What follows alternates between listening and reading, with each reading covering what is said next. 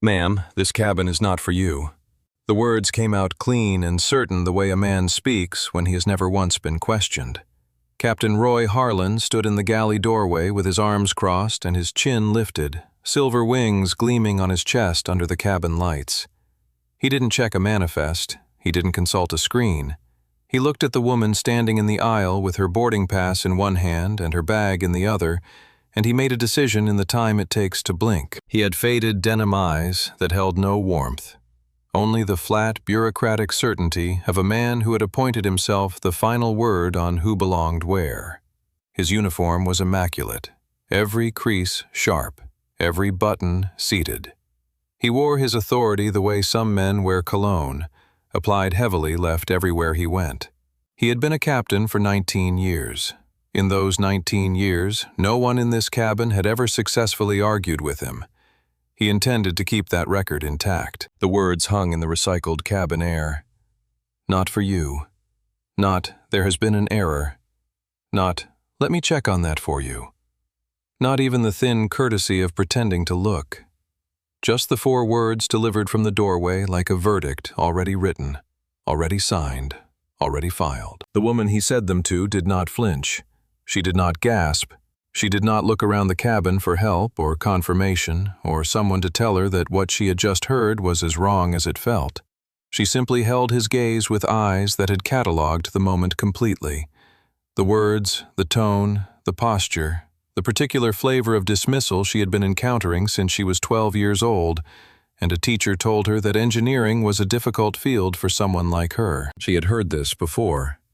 Not always these exact words. Sometimes it was a look. Sometimes it was a question wrapped inside a compliment. "Are you sure you're in the right place?" Sometimes it was the 2-finger hold on a credit card as if it might contaminate the holder. She knew the pattern. She had been reading it her entire life. What was different tonight was not the insult. What was different tonight was what she was going to do about it. She stood perfectly still in the aisle of North Star Airways Flight 1942, bound for San Francisco, a Bombardier CRJ-900 operating under the Apex Executive Aviation banner at JFK's Terminal 4. Her boarding pass was for seat 1A. It had been issued by the airline. It had been confirmed at the gate 4 minutes ago by a woman named Sophia, who had smiled at her and said, "Have a wonderful flight."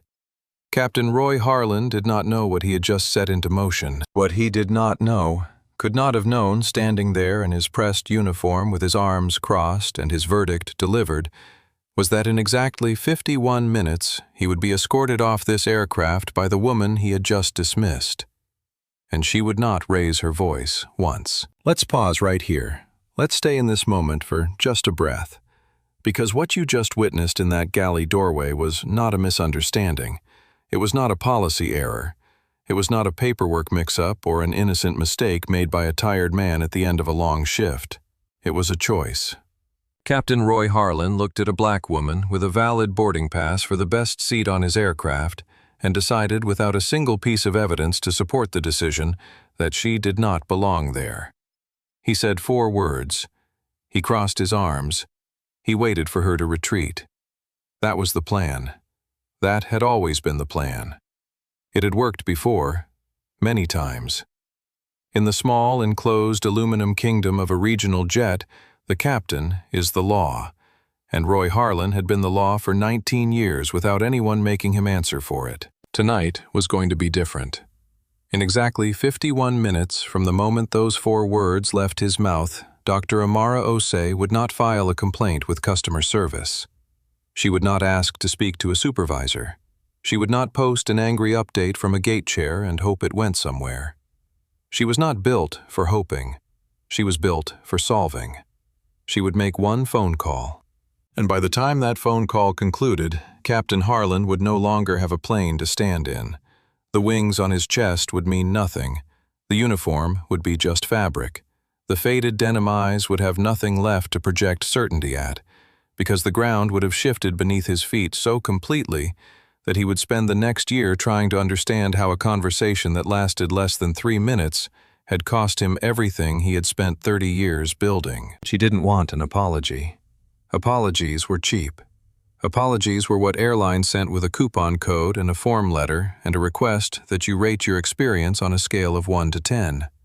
Apologies changed nothing about the man who would still be standing in that doorway the next day, and the day after, and the day after that, making the same decision about the next woman who stepped onto his plane with a valid boarding pass and the wrong appearance. What Dr. Amara Osei wanted was something Roy Harlan had not considered possible. She wanted the company. All of it. The planes, the routes, the gates, the ground crews, the contracts, the brand, the headquarters in Scottsdale, the regional subsidiary, the entire corporate structure, from the CEO's corner office down to the employee parking lot where Roy Harlan's car was sitting right now, waiting to take him home from what he still believed was a routine flight. But before any of that, before the phone call, before the lawyers, before the moment the world tilted on its axis inside a regional jet at JFK, you need to understand who this woman is. Because the mistake Roy Harlan made tonight was not just a moral failure, it was a strategic catastrophe. And the reason it was a catastrophe, the reason 51 minutes was all it took, had everything to do with a girl from Cleveland who took apart a microwave at age 12. A woman who walked across a stage at MIT with a doctorate and a plan, and a founder who had converted every single underestimation she had ever encountered into fuel for something larger than herself. You need to know who she is, because once you do, you'll understand exactly why Roy Harlan never stood a chance. 90 minutes before any of this happened, Dr. Amara Osei was sitting alone in the Meridian Club Lounge in Terminal 4 at JFK, watching planes move on the tarmac in the last light of a Tuesday evening. The lounge smelled of fresh espresso and expensive leather, and the faint ghost of someone else's expensive perfume. The lighting was the particular shade of amber that designers choose when they want people to feel both relaxed and important. Warm enough to soften edges, dim enough to suggest exclusivity. The carpet was thick. The chairs were real leather, not the imitation kind. The floor-to-ceiling windows gave a wide, unobstructed view of the tarmac below, where ground crews moved in precise patterns around aircraft with the practiced economy of people who have done the same thing 10,000 times and still do it correctly every time. Amara appreciated that. The precision, the competence of ordinary people doing difficult work without fanfare. She was the only black woman in the lounge. She registered this the way she registered most things, completely without drama, filing it alongside the other data points the room was continuously offering her. The two white businessmen at the bar who had glanced at her when she walked in, and then looked away, and then back again, with the particular expression of people trying to figure out if she was someone they were supposed to recognize. The lounge attendant, who had hesitated 1/2 second too long before approaching her, then overcorrected with excessive warmth. The small, unconscious choreography of a world that had been built without her in the blueprints. She was used to it. That didn't mean it was invisible. It just meant she had long since stopped letting it determine how she occupied a room. She occupied it fully. She sat in the best chair by the best window with her Birkin bag beside her on the adjacent seat. Not as a display, but because it contained, among other things, the signed contracts from the deal she had just closed in Zurich 48 hours ago. A 9-figure agreement. 10 years.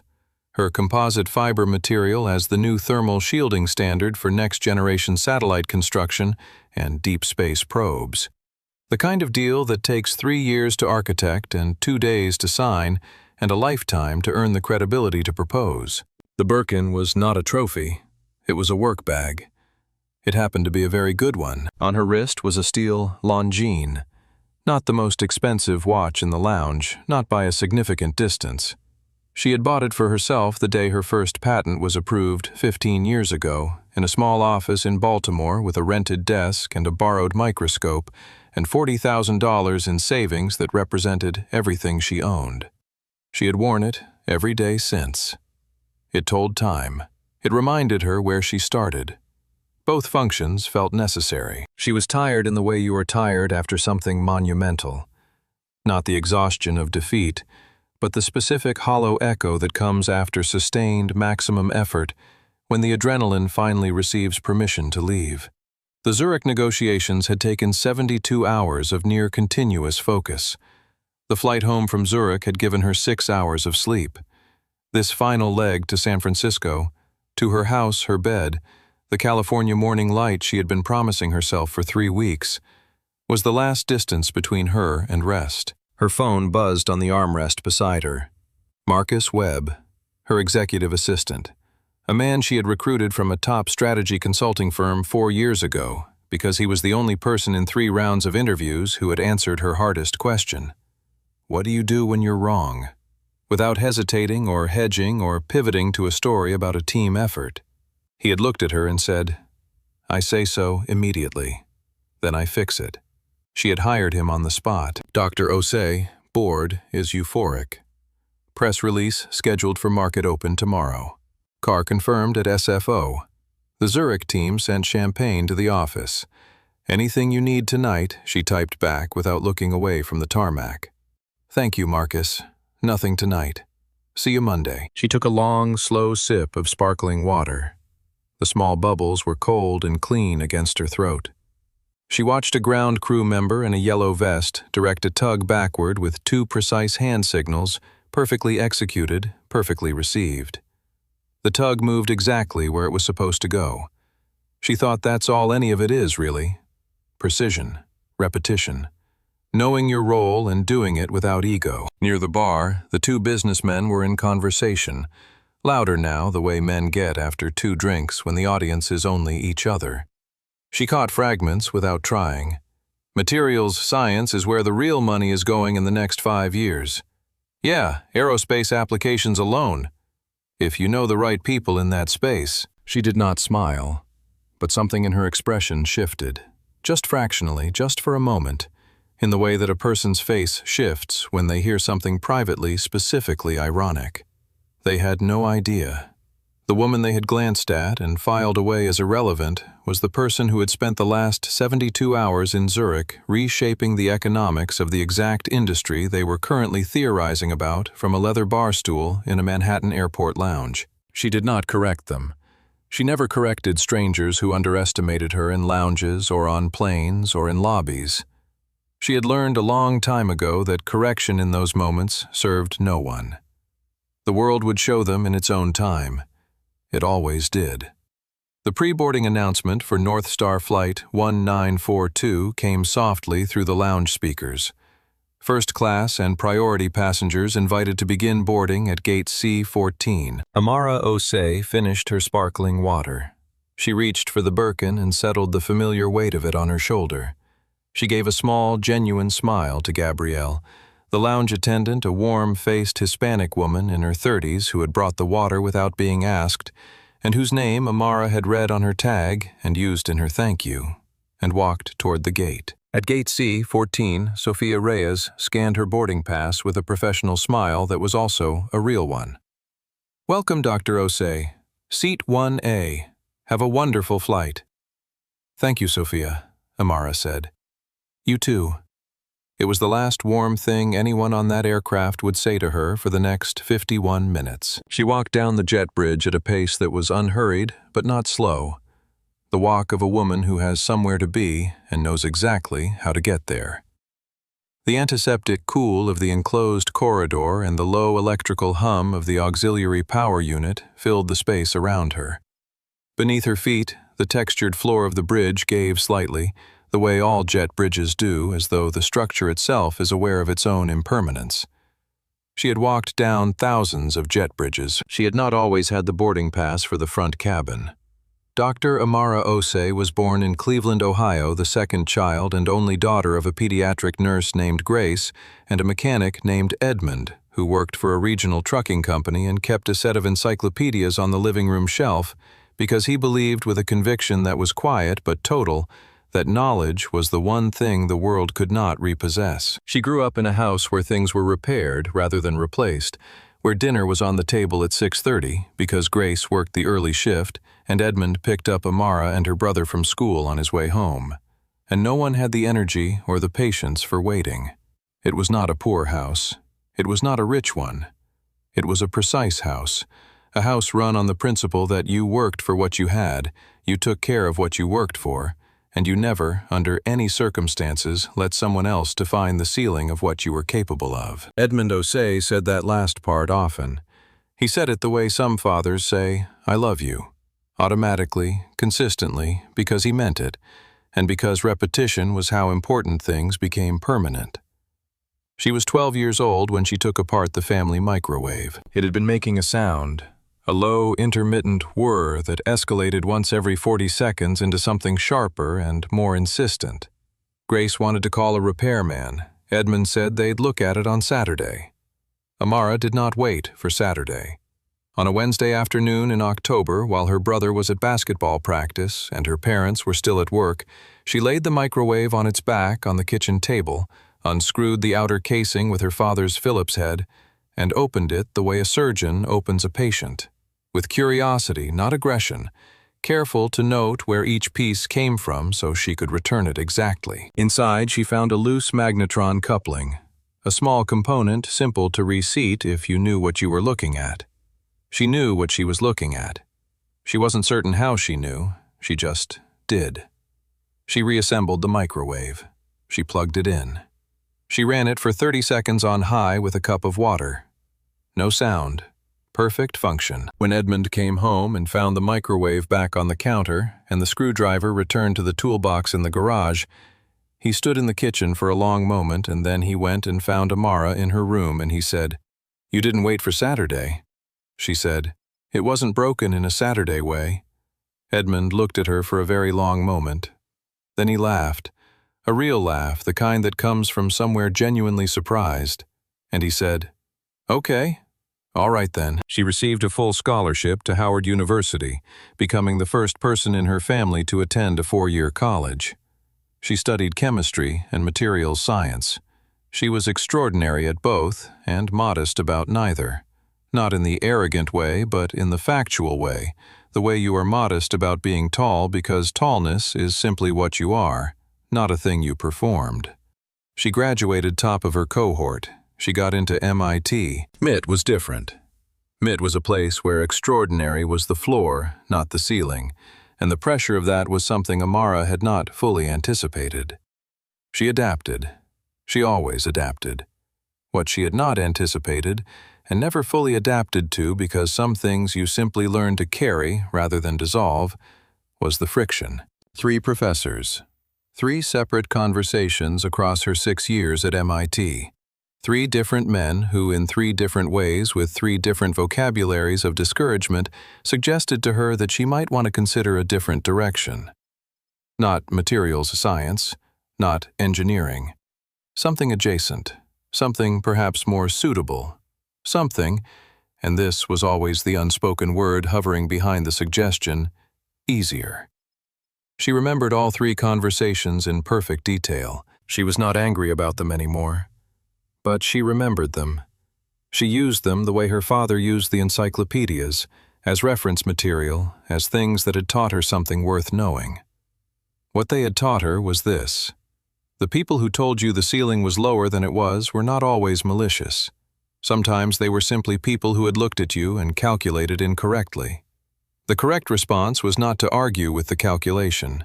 The correct response was to build something so large and so undeniable that the calculation became obviously permanently wrong. She got her doctorate in materials science from MIT. She completed 2 postdoctoral fellowships, one in Cambridge, one in Seoul. She published 11 papers in peer-reviewed journals. 3 of them were cited by researchers at NASA. She was 31 when she launched Osei Advanced Materials from a rented lab in Baltimore. The lab was small. 2 benches, 1 fume hood, a lease that cost more per month than her first apartment. She had 2 patents, $40,000 in savings, and a hypothesis about carbon fiber composite bonding that she had been developing in the margins of notebooks for 8 years. She worked 14-hour days. She ate at her desk. She lived in a studio apartment 4 blocks from the lab and walked to work every morning and walked home every night. And on the days when the exhaustion was the kind that sat behind the eyes and made simple tasks feel enormous, she would stop on the sidewalk outside the lab and say quietly to no one in particular, "Edmund didn't wait for Saturday. Neither do you." 15 years later, $14.2 billion. That was the current valuation of OSE Advanced Materials as of last quarter's report. Satellites, deep space probes, defense applications, commercial aerospace, a global workforce of 4,000 people in 11 countries, a research campus in Baltimore that now occupied an entire city block. The rented lab was a coffee shop. She still walked to her Baltimore office when she was in town. She still ate at her desk more often than not. She still wore the Longines on her wrist. She flew commercial when the logistics made sense because she believed in staying tethered to the ordinary world. The world of gate agents and boarding passes and sparkling water in airport lounges. The world that most of her employees and all of her customers inhabited. She believed that leaders who stopped experiencing the ordinary world eventually stopped understanding it. And she had never once in 15 years been willing to stop understanding something. She did not perform her success. She did not wear it like armor or display it like a trophy. She was still at her core the girl who fixed the microwave on a Wednesday afternoon because it wasn't broken in a Saturday way. She was still Edmund's daughter, believing that knowledge was the one thing the world could not repossess, that the ceiling was always a variable, and that precision applied consistently could dissolve almost any obstacle. Almost. Some obstacles were not variables. Some obstacles were choices made by people who had decided without data, without inquiry, without a moment of genuine consideration what a person was worth, based entirely on what that person looked like when they walked through a door. Those obstacles did not dissolve. Those obstacles were purchased. She reached the aircraft. The first-class cabin of the Bombardier CRJ-900 was small. 12 seats in a 1-2 configuration, 2 rows of single seats on the left and double seats on the right, separated from the main cabin by a drawn curtain and the invisible architecture of a tiered pricing structure. It was not a glamorous space. No lie-flat beds, no privacy screens, just slightly wider seats, slightly more legroom, slightly better pillows, and the understanding that the people occupying this section had paid a premium for the slightly. Amara stepped aboard and turned left. Brenda Marsh was stationed at the entrance to the galley, mid-40s, senior flight attendant name tag, straight hair pulled back with professional precision. She had the bearing of a woman who took her role as gatekeeper of this small space seriously. Her smile, when it appeared, was the kind that lived entirely on the surface, deployed on cue, withdrawn the moment the cue passed. It appeared now, for approximately 1.5 seconds. "Good evening," Brenda said. "Good evening," Amara replied, already moving toward 1A. She noticed it immediately. A man's suit jacket draped over seat 1C. Someone had pre-claimed the area. The jacket was expensive charcoal wool, well cut. Its owner was somewhere on the jet bridge or in the terminal, expected back. Seat 1A was empty. Amara reached up to open the overhead bin. "Can I help you with something?" Brenda's voice came from behind her. Not the helpful kind of, "Can I help you?" but the other kind. The checkpoint kind. The kind that is really saying, "State your business and make it convincing." Amara lowered her arm slowly, turned to face her. "Just getting settled in, 1A. Thank you." Brenda's eyes moved, a fraction almost imperceptible toward the cockpit door, then back.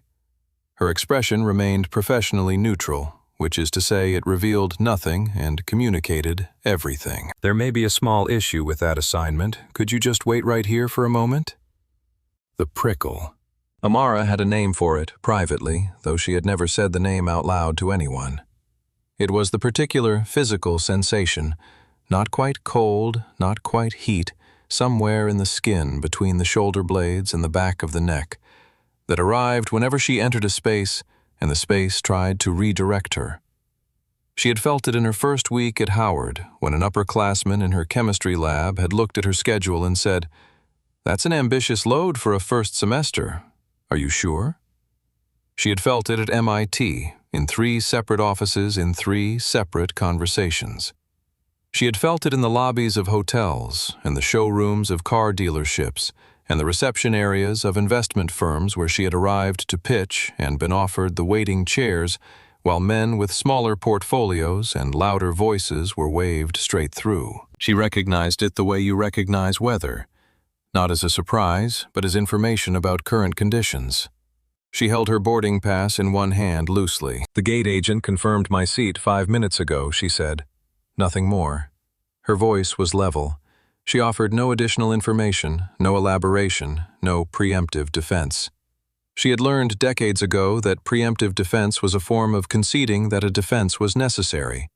She owed no defense. She had a boarding pass. That was the beginning and the end of the relevant facts. Brenda's smile tightened at the corners, a micro-expression of someone recalculating, and then she said, "Of course. Just let me quickly verify." And she moved toward the cockpit door. Not toward a computer, not toward a tablet with the passenger manifest. Toward the cockpit door. Liam Torres was visible in the galley doorway, late 20s, Hispanic junior flight attendant, a face that held the particular quality of someone who was paying careful attention and wishing very much that he was somewhere else.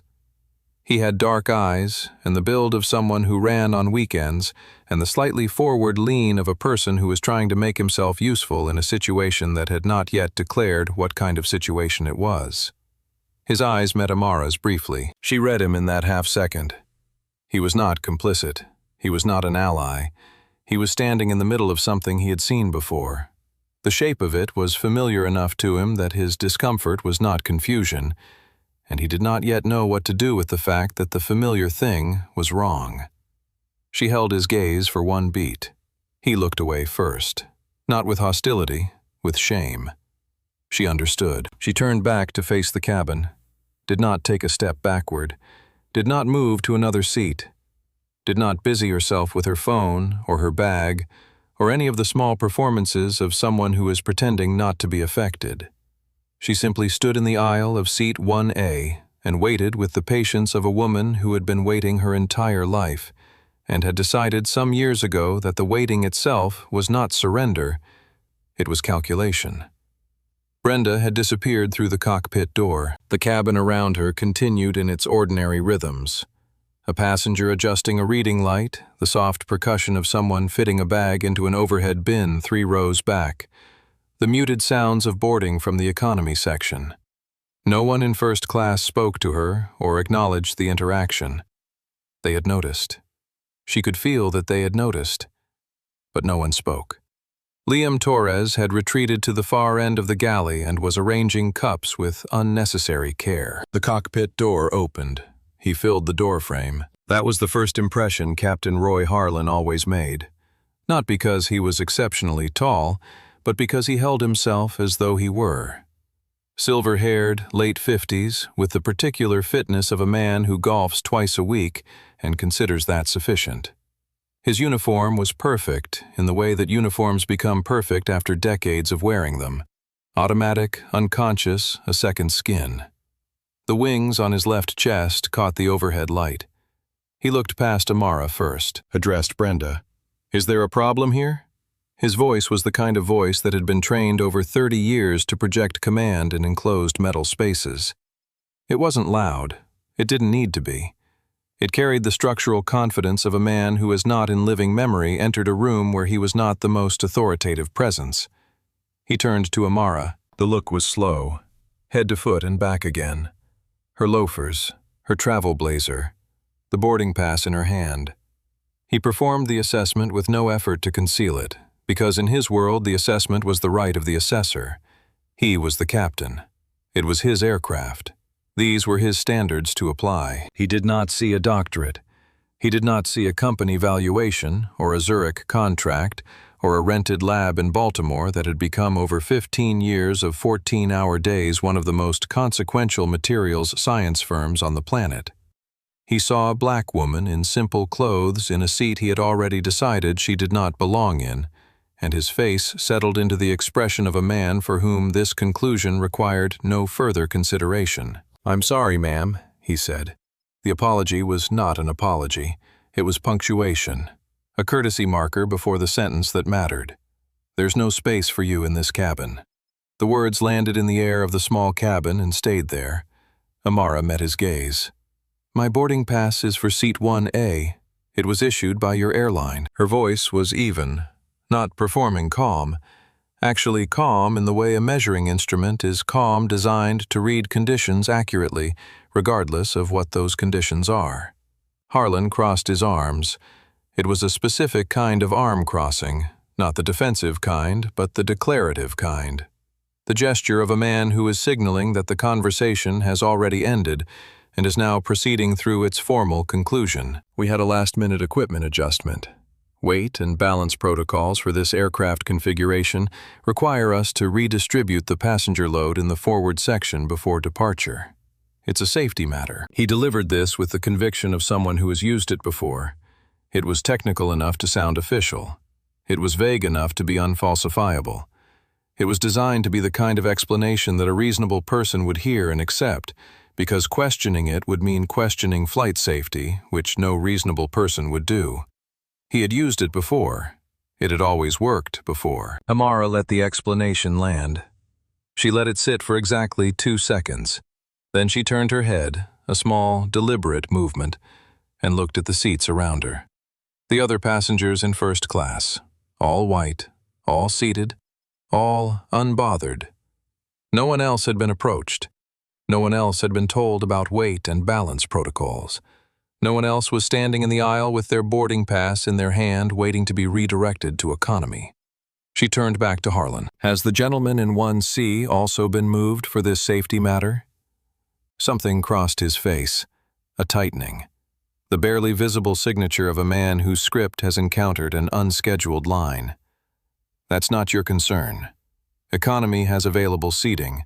Brenda will assist you in finding something suitable. At the back of first class, Nadia Cruz sat in the last row, left seat, with the particular stillness of a person trying to be invisible.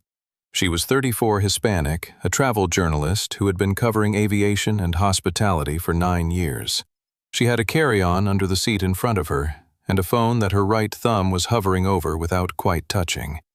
She had been watching since Amara stepped aboard. She had been watching with the trained attention of someone who writes about these spaces for a living, and knows from 9 years of experience exactly what she was watching. Her thumb was very still. "Captain." Amara's voice dropped slightly, not to a whisper, but to something with more precision, forcing him to focus. "You are making a very serious mistake, and it has nothing to do with weight and balance." Harlan's chin came up, the posture shift of a man invoking final authority. "I am the captain of this aircraft. My word on this flight is final." He held her gaze with the flat denim eyes. "You can take the seat offered in economy, or you can be removed from the flight entirely. Those are your options. I suggest you choose quickly as we have a departure schedule to maintain." He waited. He had said this before, too. The choice presented as binary, the timer as leverage. The implicit message that the reasonable thing, the easy thing, was to simply comply, to fold quietly to avoid making a scene that would only end with security and embarrassment, and the same outcome, but with witnesses and documentation, and a far worse memory to carry home. He was right that it was a choice. He was wrong about who was making it. Amara held his gaze for a long moment. Then she nodded, once, slowly, with the deliberate quality of someone filing a document. "You're right, Captain," she said. "The choice is mine." Nadia Cruz's thumb touched her screen. She opened her notes app. She began to type. The sound of footsteps on the jet bridge, purposeful, unhurried, the footsteps of someone who has completed one thing and is now moving to the next. Derek Fowler appeared in the aircraft's doorway, late 30s, a Patagonia vest over a blue Oxford shirt with the collar undone, an Apple Watch on one wrist and a gold university ring on the right hand. The build of someone who had played lacrosse in college and still thought about it. He had the easy, forward-leaning momentum of a man who had never in the entire architecture of his adult life walked into a space and wondered if it was for him. Every space was for him. He had simply never been given a reason to think otherwise. He nodded at Harlan with the effortless familiarity of someone greeting a peer. "Sorry, Captain. Had to finish up a call. You know how it goes." Harlan's entire body changed. It was not a dramatic change, it was not a performance. It was the small, involuntary reconfiguration of a person relaxing into their preferred world. The locked jaw softened by a degree. The crossed arms dropped. The flat denim eyes acquired something warmer, something that could almost be described as collegial. "No problem at all, Mr. Fowler. Right on time." Fowler moved into the cabin, glanced briefly at the overhead bin situation, and then his eyes landed on Amara standing in the aisle. And he smiled, vaguely. The smile of someone who assumes the other person in the aisle will simply move, because in his experience, people in aisles move for him. He was looking at her as an obstacle. He did not yet understand that she was the answer to a question he hadn't known was being asked. "Oh, excuse me," he said pleasantly, gesturing toward 1A. Harlan gestured with him. "Your seat is right there, Mr. Fowler." And Fowler moved to 1A and sat down. In her boarding pass, in the seat that had been issued to Dr. Amara Osei of Osei Advanced Materials by the airline's own system, confirmed by the gate agent Sophia Reyes 4 minutes before boarding, and then removed from her by a man with silver wings on his chest, who had looked at her and made a decision. The final piece of the picture clicked into place with the cold clarity of a proof completing itself. This had never been about weight and balance. There was no equipment adjustment. There was no safety protocol. There was a black woman in a seat, and a white man expected for that seat, and a captain who had decided without examination or justification, or a single moment of actual professional analysis, which of those two people belonged in it. It was not complicated. It was not subtle. It was the oldest and most exhausted kind of wrong, wearing the borrowed clothing of procedure and protocol and operational necessity. Dressed up, named properly, but underneath exactly what it had always been. Amara looked at Fowler in 1A, comfortable settling in, already reaching for the seat back pocket with the ease of someone who has never arrived somewhere and been asked to prove his right to be there. She looked at Harlan. 3 seconds. No expression. No performance of anger, no performance of dignity, no performance of anything. Just her eyes and his, and whatever happened between them in those 3 seconds that caused Harlan to glance away first, though he would not have admitted it. Then she turned and walked off the plane. Not quickly, not with the sharp urgency of someone escaping. Measured. One step, another, the deliberate economy of someone who knows exactly where they're going and doesn't need to run to get there. Harlan watched her go. The smirk arrived on his face the way smirks do on certain kinds of men in certain kinds of moments. The small private triumph of a person who believes he has just maintained order in his kingdom. He turned to Brenda. "That's how you handle a situation. Firm, professional, no drama." Brenda nodded. She was already moving to attend to Fowler's drink order. Neither of them saw Nadia Cruz in the last row of first class, still typing her phone, angled slightly away from the aisle. Neither of them saw the other 2 passengers in rows 3 and 4 who had put down their magazines and were looking at the seat where Amara had been standing, with expressions that mixed discomfort and something else, something closer to the beginning of recognition. And neither of them, not Harlan, not Brenda, not Derek Fowler, who was now reading his phone in seat 1A, had any idea that the woman who had just walked off the aircraft had 47 minutes before departure and a private acquisition fund that could swallow their entire company without pausing for breath. People like that always push, Harlan muttered to himself, returning to the cockpit. The cockpit door closed. Nadia Cruz finished a paragraph, reread it, and sent it to her personal notes cloud as a backup. Then she opened a separate app and pressed the red button. She started recording. The terminal received her like a tide receiving a stone. The noise, the motion, the announcement for a flight to Dallas overlapping with a gate change for a flight to Boston. The wheels of rolling luggage on tile. The particular human percussion of several thousand people in the process of getting somewhere else. Amara heard none of it. She walked past gate C-14 without stopping, past the curious eyes of Sophia Reyes, who had seen her deplane and was already reaching for her radio with an expression of professional concern.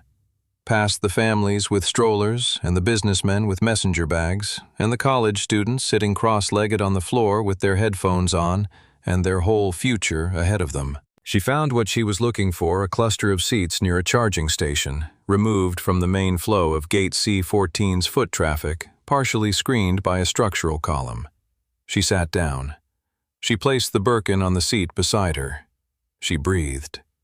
Not the controlled breathing of someone managing panic, the deep, centering breath of a scientist about to begin. She let herself feel the moment fully, because she had learned over years of navigating rooms that tried to redirect her that suppressing the feeling entirely was a waste of metabolic energy.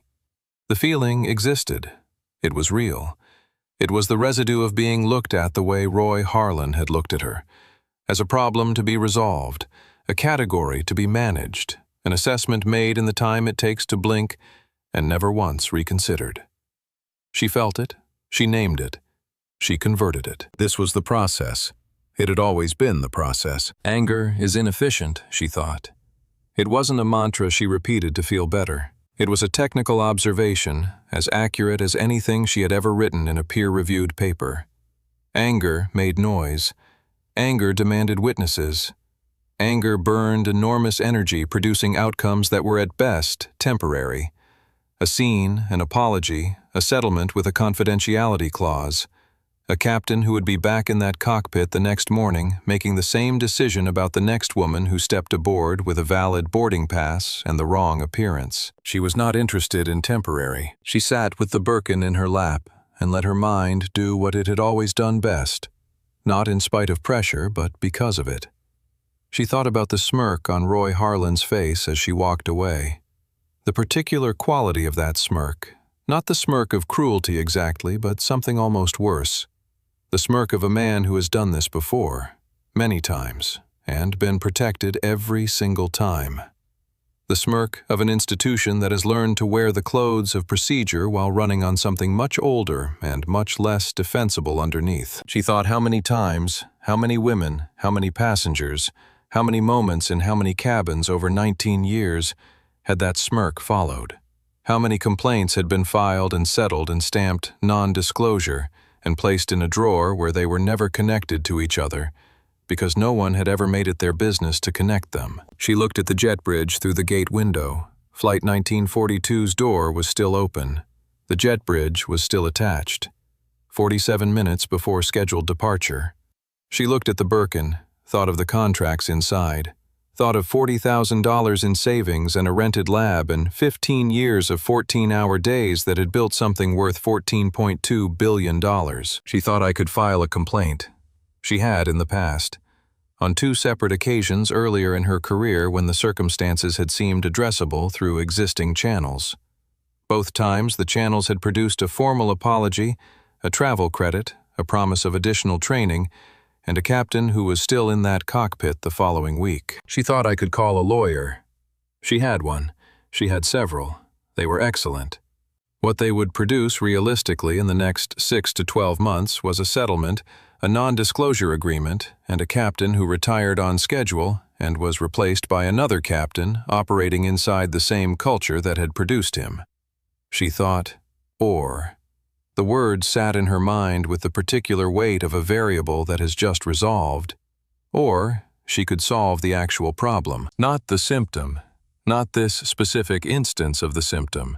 The entire structure that had been generating the symptom for decades, quietly protected by paperwork and procedure and the institutional assumption that the people most affected by it would be too tired, too depleted, too economically precarious to do anything about it that actually mattered.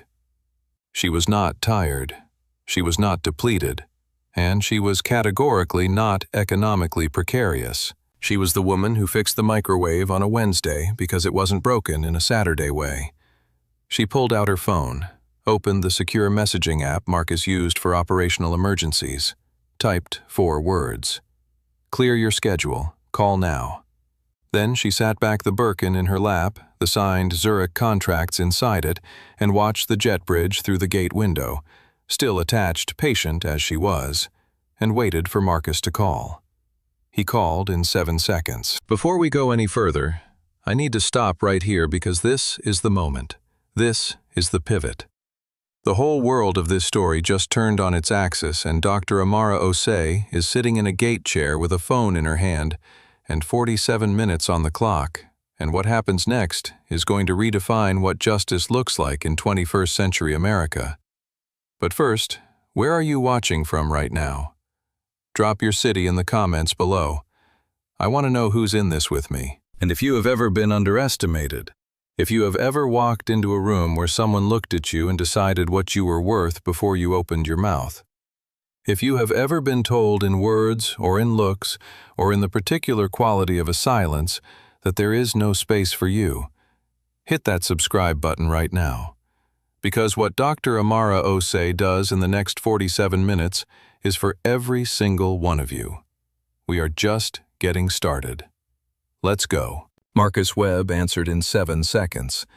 She knew because she counted, not from impatience, but from the habit of a scientist who measures intervals automatically, the way some people breathe. Dr. Osei. His voice had the sharpened quality it acquired when the message was unusual. The 4 words she'd sent were outside the range of their normal operational vocabulary, and Marcus had a calibrated sense for what lived outside that range. Are you on the ground? Gate C, 14. Flight hasn't left.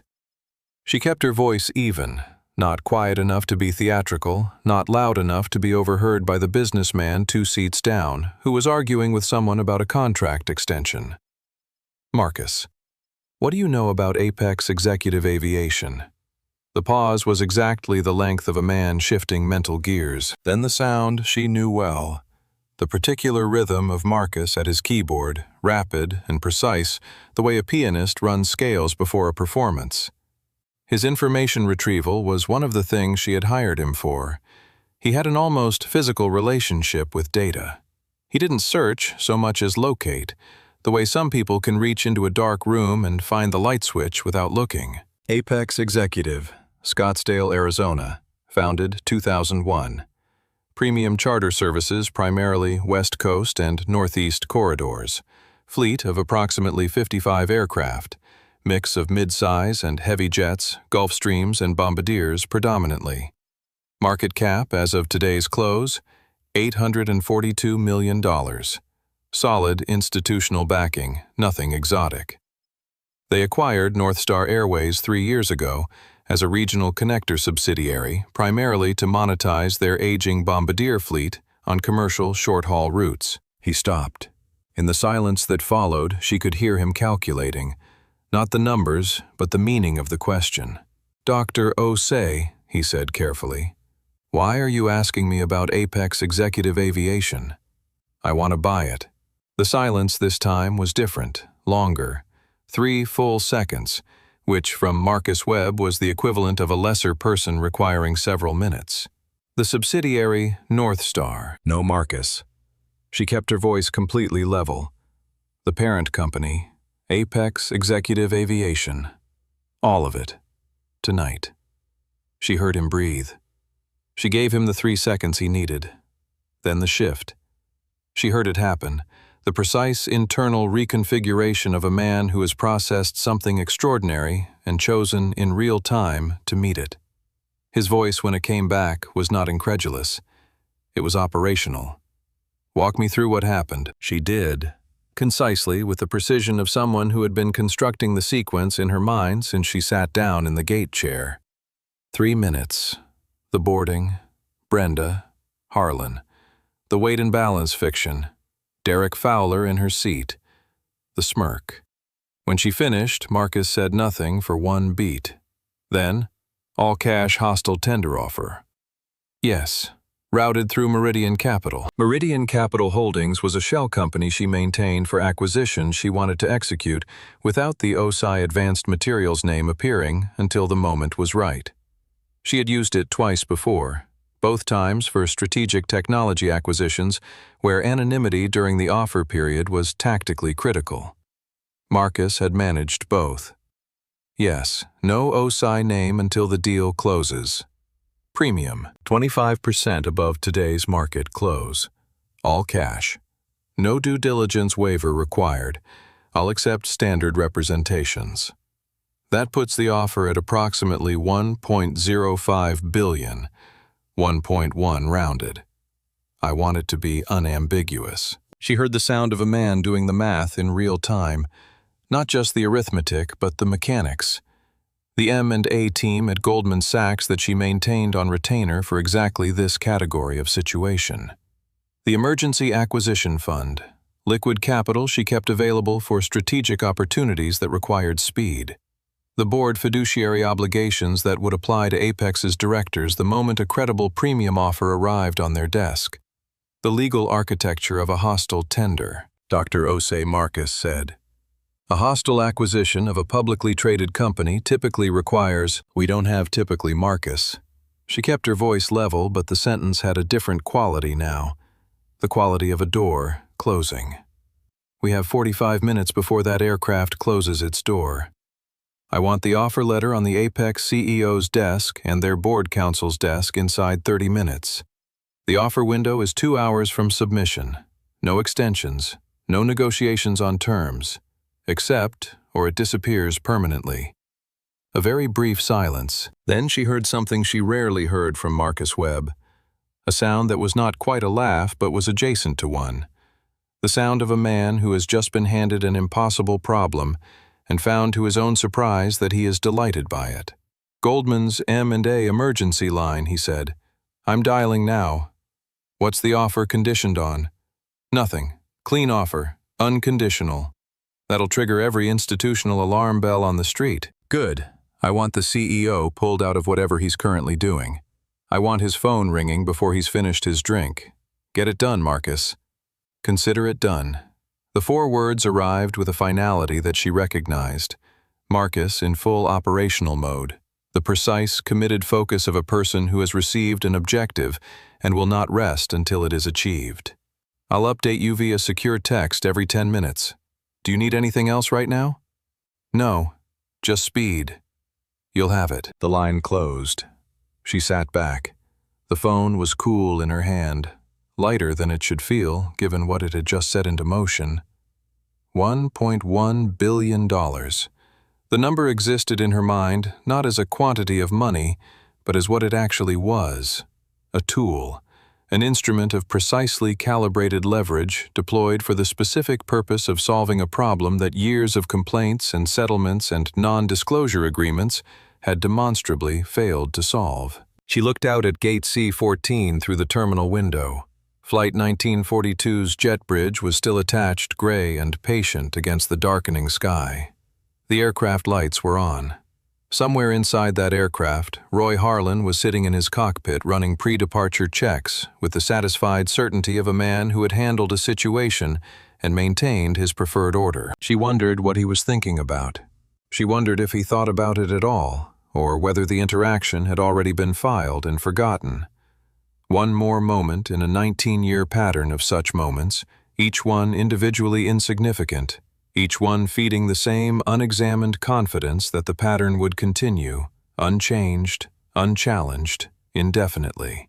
She thought 43 minutes, and allowed herself privately the very smallest and most dangerous kind of smile. Then her phone buzzed.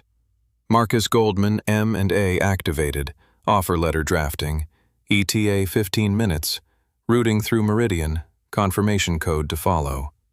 She tucked the phone into the pocket of her blazer and laced her fingers together in her lap. The patience of a woman who has been waiting her entire life for exactly this moment, and has finally arrived. She didn't mean to think about the hotel in Cleveland. She hadn't thought about it in years, hadn't needed to the way you stop needing to think about a scar once it's finished teaching you what it came to teach. But sitting in the gate chair with the phone buzzing softly with Marcus's updates and the jet bridge still patient through the window, the memory surfaced without invitation, the way old things do when the present moment rhymes closely enough with the past to call them up. She was 27, second year of her PhD program at MIT. Home in Cleveland for Thanksgiving. Not her parents' house because her parents had moved to Atlanta the year before when Edmund took a consulting position with a logistics company. Home in the sense of the city, the familiar grid of streets, the particular quality of a Midwestern November that is cold in a way that has no drama, just the flat, honest insistence of a season doing its job. She had a 3-night research residency at Case Western Reserve that would begin Monday. She had booked a room at a mid-range business hotel 2 blocks from the campus. Not a luxury property, not a budget motel, the category of hotel that exists entirely for the purpose of providing a clean room and functional Wi-Fi to working professionals on modest institutional per diems. She had a confirmation email. She had her university ID. She had her credit card. She had her laptop bag and a rolling carry-on, and the specific tiredness of a second-year PhD candidate who had been running on 4 hours of sleep and the ambient caffeine of academic urgency for approximately 6 consecutive months. She walked up to the front desk. The man behind the desk was white mid-30s, wearing a hotel-branded polo shirt with his name tag slightly crooked. He glanced up when she approached. The glance lasted approximately 1 second, enough to take in her MIT sweatshirt, her carry-on, the laptop bag, the tiredness in her face. Then he looked back down at his computer screen. "Can I help you?" "Yes, I have a reservation." Osei checking in. He typed something, waited. Typed something else. A small frown appeared. "I'm not finding anything under that name." She reached into her laptop bag and pulled out her phone, opened the confirmation email. 3 weeks old, fully detailed, reservation number, dates, room type, price. She turned the phone toward him. He looked at it, typed something, frowned again. "The system might be experiencing a lag," he said. "Could you wait over there while I sort this out?" He gestured toward a seating area to the left of the desk, a pair of low chairs beside a potted plant that needed water. She waited. She waited for 11 minutes. During those 11 minutes, 2 men checked in. Both white, both approximately her age or a few years older. Both walked directly to the desk. Neither was asked to wait. Neither was subjected to a system lag. Both received keycards within 90 seconds of arriving and moved briskly toward the elevators.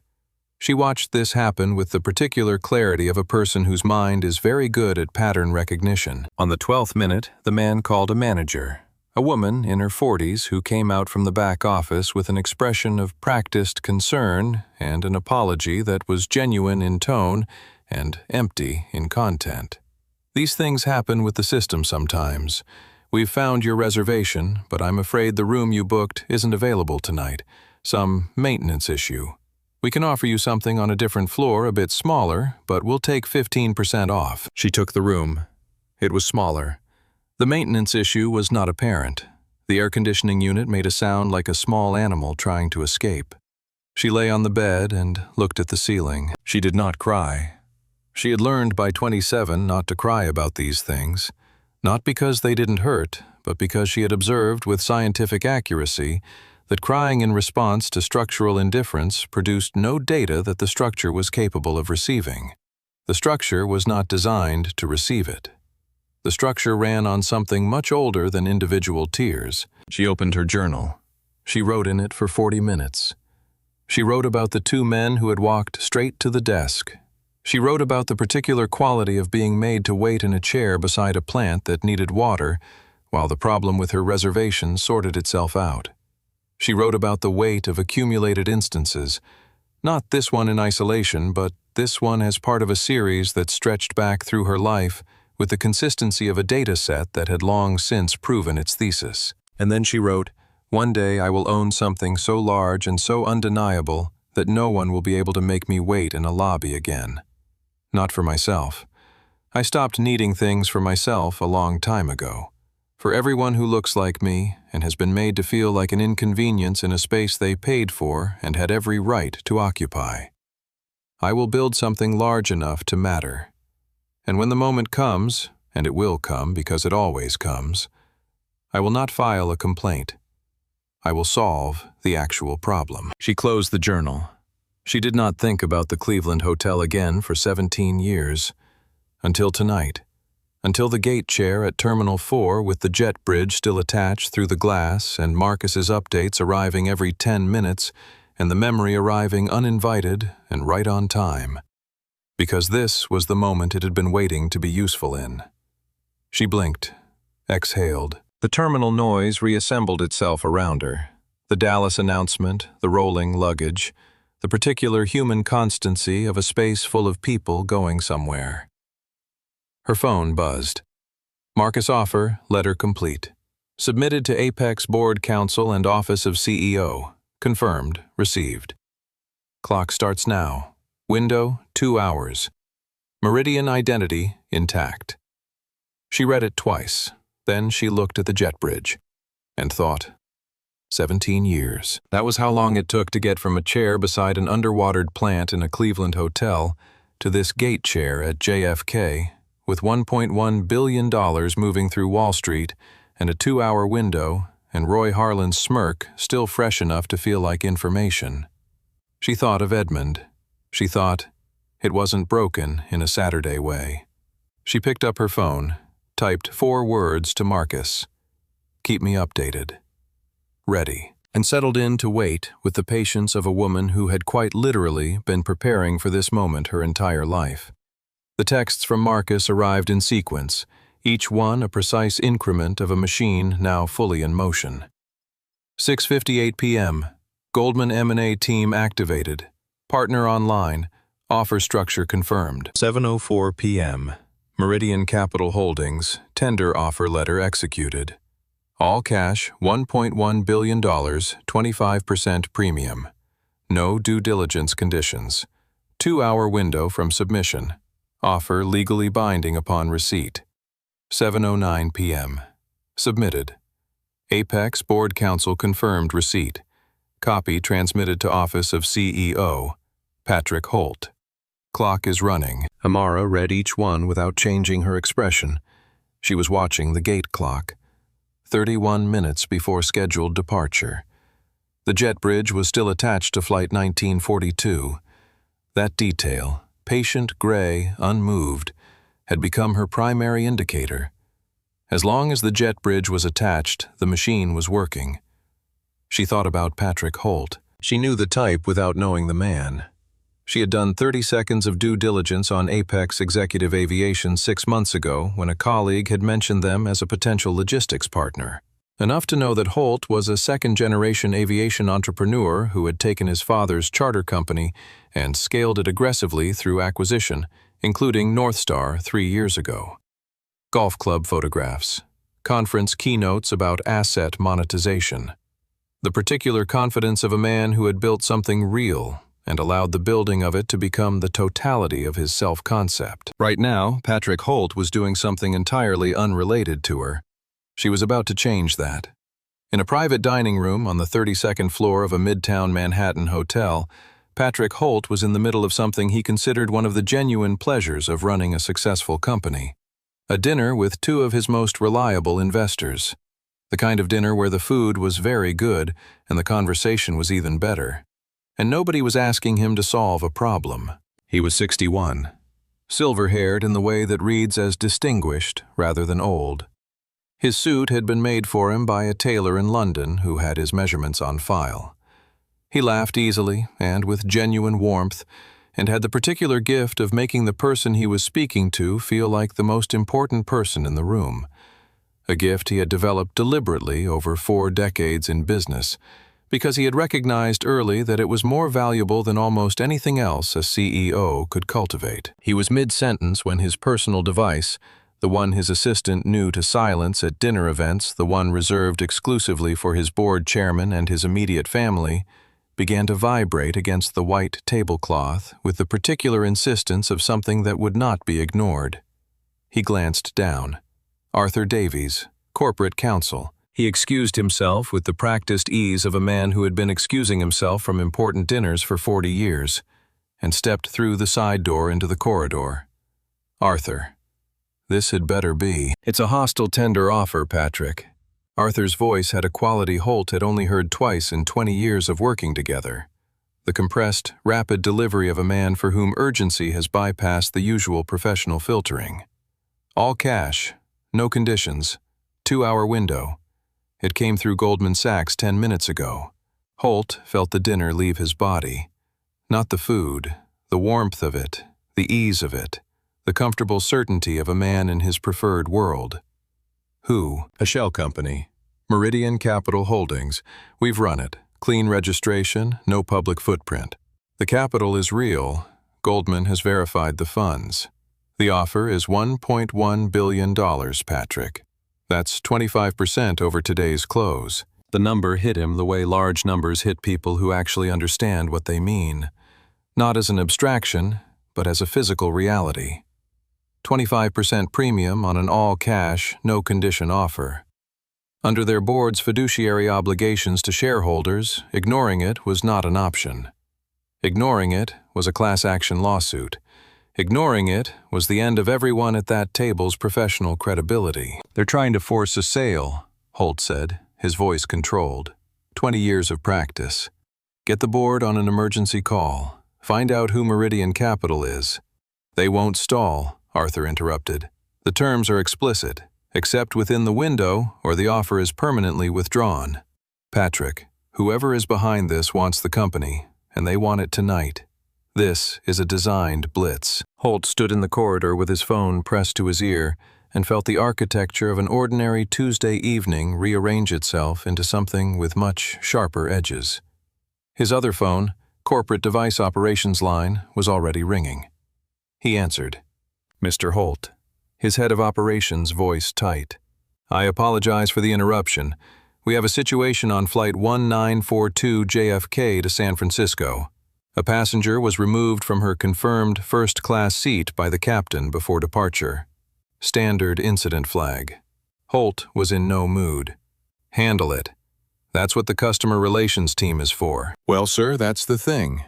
The passenger didn't make a scene. She just deplaned calmly.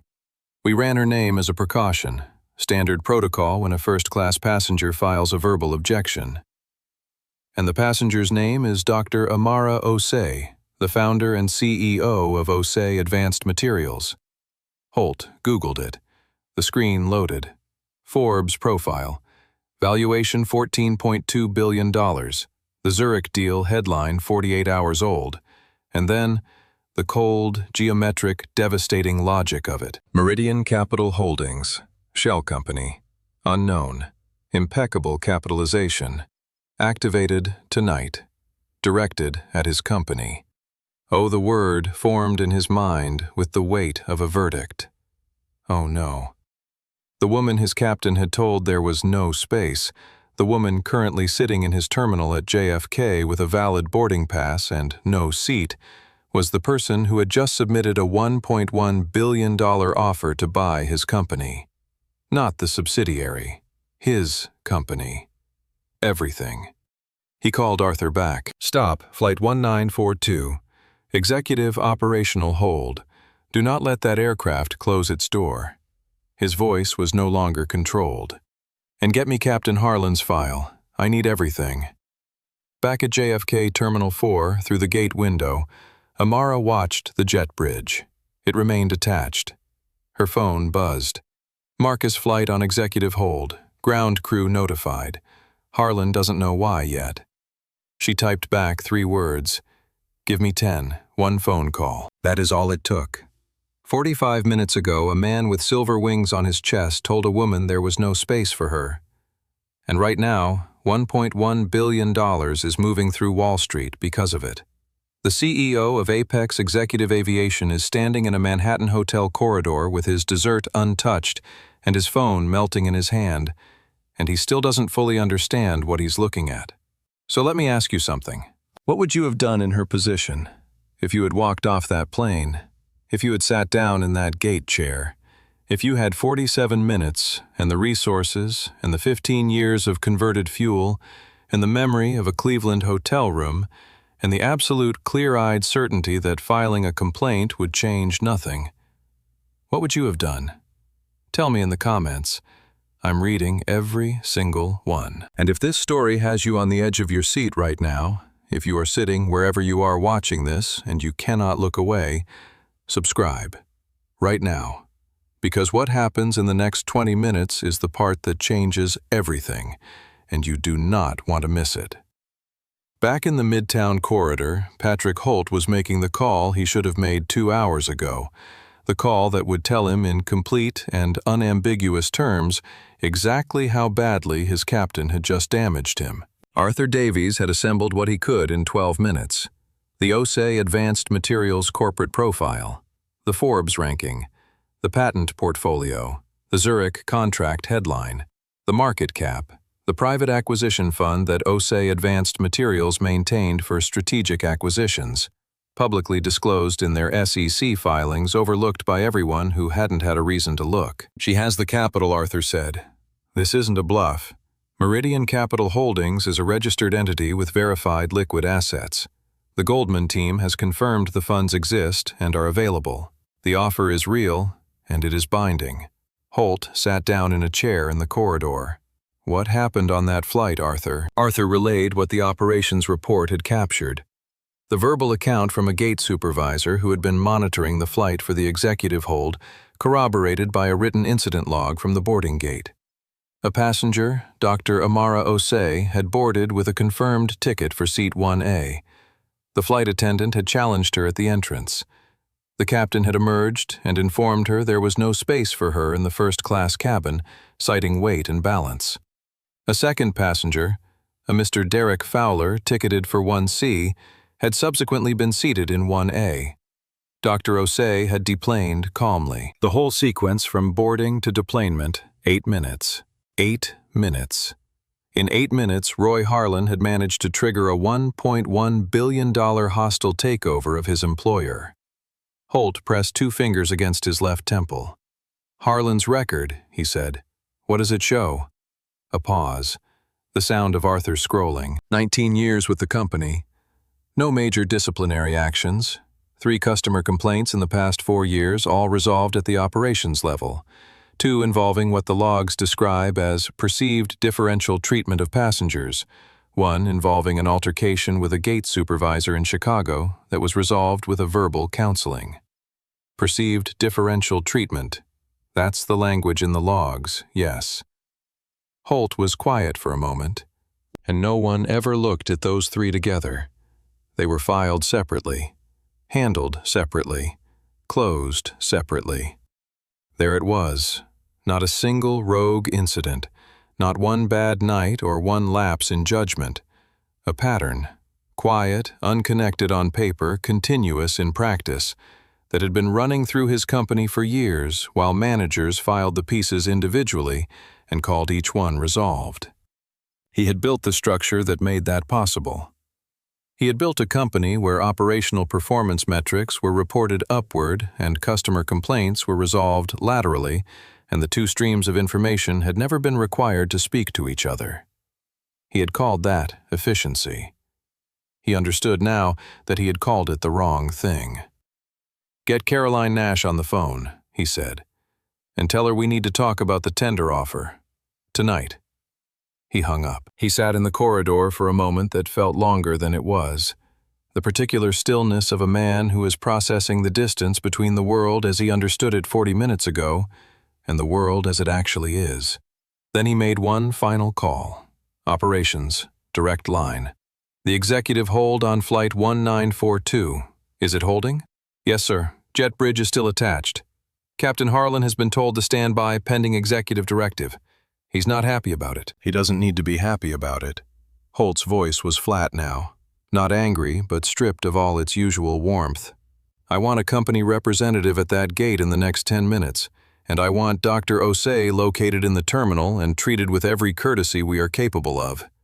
A pause. "Sir, we believe she's already heading back toward the gate." Holt closed his eyes. "Of course she is," he said. Through the gate window, Amara watched the jet bridge, still attached. Her phone buzzed. "Marcus Holt has connected the dots. He knows who you are. His legal team is preparing to accept the offer. My estimate formal acceptance within 40 minutes.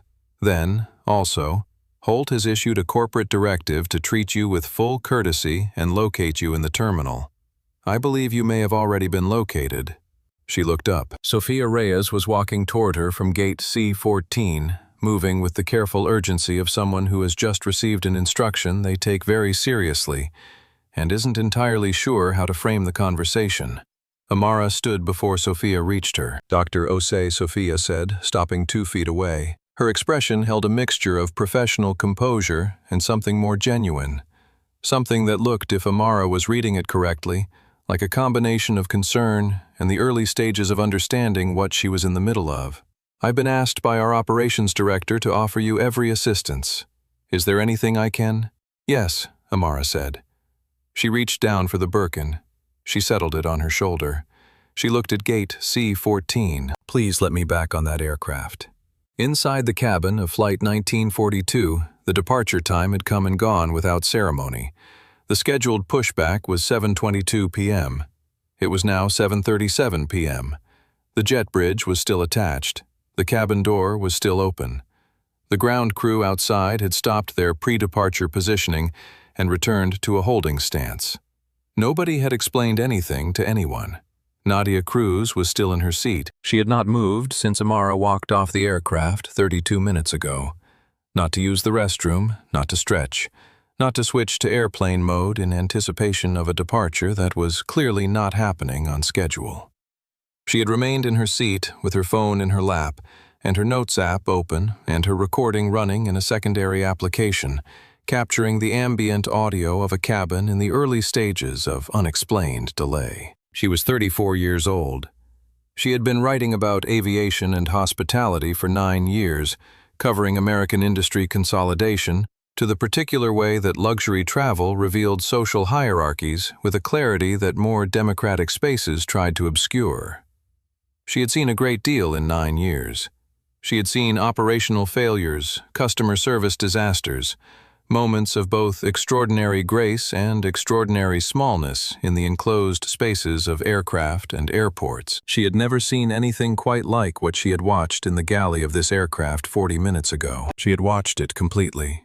From the moment Amara stepped aboard with her boarding pass for 1A and Brenda's checkpoint question, to Harlan's emergence from the cockpit, to the slow, appraising look that had moved from Amara's shoes to her face, and back to the weight and balance justification delivered with the confidence of a man who has used it many times, to Derek Fowler walking past and being waved into the disputed seat with the warmth Harlan had conspicuously withheld, to Amara's 3 seconds of held eye contact and her deliberate departure.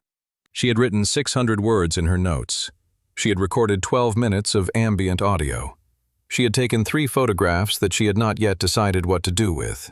She had been waiting. Now she watched Captain Harlan emerge from the cockpit for the second time that evening, this time not with the performative authority of a man managing a situation, but with the tighter, less comfortable energy of someone who has just been told something unexpected and is trying to determine how to perform composure around it. He walked to the galley, spoke to Brenda in a low voice. Nadia could not hear the words, but she could hear the quality of the exchange. The particular register of 2 people processing information neither of them anticipated. Brenda's face, visible in profile from Nadia's seat, did something complicated. The brittle professionalism went somewhere else and was replaced by something closer to unease. Harlan returned to the cockpit. Brenda stood in the galley for a moment and then began moving through the cabin with the mechanical efficiency of someone filling time they don't know how to stop filling. She collected drink cups. She straightened seat back pockets. She answered the same question from 4 different passengers. When are we departing? With the same 4-word answer. We're awaiting operational clearance. The passengers were increasingly not satisfied with this. The man in 2B, the window seat gray suit, a person who had the specific agitation of someone with a connection to make, flagged Brenda for the second time. Is this mechanical? Should we be looking at rebooking options? No mechanical issue. Operational clearance, sir. We expect to depart shortly. Shortly was not a time. In the seat beside Nadia, a woman in her 40s had opened her laptop and was refreshing the airline's flight status page. It doesn't show a delay, she said to no one in particular. It still shows on time. The system hasn't updated yet, the man across the aisle said.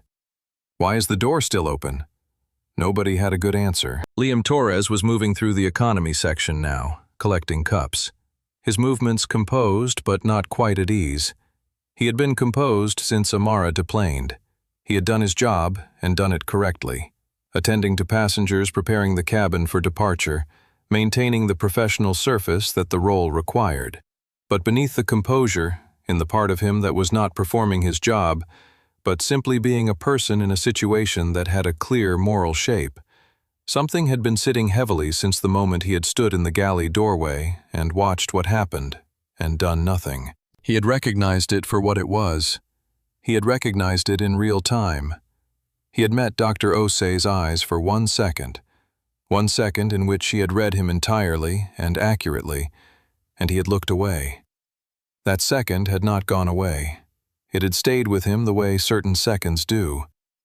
Nadia Cruz, watching him move through the cabin, made a note. Junior F.A. Liam has been quiet since the incident. Not complicit, not loud. Somewhere in the middle, which is its own thing. She finished the sentence, read it back, then added, He looked away when she needed someone to speak. I know that feeling. I've had that feeling. I didn't speak either at first. I'm speaking now. She posted the first part of her notes to her professional account. Not the full account, not the photographs, not the recording, just the text. On North Star Flight 1942 JFK to SFO. Watched a black woman in first class be told her confirmed seat was unavailable due to weight and balance. Watched a white male passenger take that exact seat 3 minutes later. Flight is now on unexplained hold. I was there. I saw everything. Thread to follow. She hit post. Her phone began to buzz. Not immediately, about 40 seconds after posting. A reply. Then 3. Then 7. Then the replies arriving faster than she could count them. The numbers in the corner of the app climbing in the way they climb when something has touched a nerve that was already close to the surface. In the cockpit, Roy Harlan received his second call from the executive operations line. The voice was different this time. Not the operations director. Someone senior. Someone whose tone had the particular quality of a person who has recently received information that has changed the nature of a conversation. Captain Harlan, we need you to remain at the gate until further notice. Do not initiate departure procedures. I've been at the gate for 22 minutes past scheduled departure. Can someone explain what the executive hold? Someone will be at the aircraft shortly, Captain. Please stand by. The line disconnected. Harlan sat in the cockpit with the headset around his neck and looked through the windscreen at the tarmac lights blurring in the evening humidity, and felt for the first time since the interaction at the galley doorway something that was not quite certainty. It was small. It was the size of a question he hadn't formed yet. But it was there. In the last row of first class, Nadia Cruz's thread had been retweeted 47 times in 4 minutes. She typed the next post. Update, the flight is still at the gate. No explanation given to passengers. The woman who was removed deplaned calmly approximately 32 minutes ago. I don't know who she is, but I know what I saw. She posted it, looked up, and saw through the open cabin door and down the length of the jet bridge the figure of a woman in a dark blazer walking toward the aircraft. Not quickly, not slowly. With the deliberate, measured certainty of someone who knows exactly where they are going and has already done what needed to be done to get there. Nadia Cruz raised her phone. This time she pressed record on video. She walked down the jet bridge for the second time that evening. The same jet bridge. The same textured floor giving slightly underfoot. The same antiseptic cool and the same low hum of the auxiliary power unit. The same distance between the terminal threshold and the aircraft door. Everything else was different. The first time she had walked this corridor as a passenger, a woman with a boarding pass and a Birkin bag, and the bone-deep tiredness of someone who has closed a 9-figure deal in Zurich and wants more than almost anything to be home. She had been carrying the weight of the ordinary, the expectation of a seat, a glass of water, a few hours of quiet, the last leg of a long journey toward rest. Now she carried something else. Behind her in measured, professional formation, Caroline Nash, Amara's corporate attorney, white, mid-40s, a woman whose legal precision was matched only by her total absence of theatrical affect. She had once argued a patent dispute in federal court for 11 hours without raising her voice above a conversational register. She was carrying a tablet and wearing the expression of someone who considers this a normal Tuesday. Beside Nash James Whitfield, the Goldman Sachs representative who had driven to JFK from the Midtown office the moment Marcus had activated the Emergency Acquisition Fund. He was carrying a briefcase that contained, among other items, the executed tender offer documentation and the preliminary transfer of controlling interest agreement. Because Apex's board had, in the 38 minutes since the offer arrived, done exactly what Patrick Holt had predicted they would do. They had their fiduciary obligation. They had a 25% premium all-cash offer. They had voted. The company had changed hands 40 minutes after Amara sat down in the gate chair.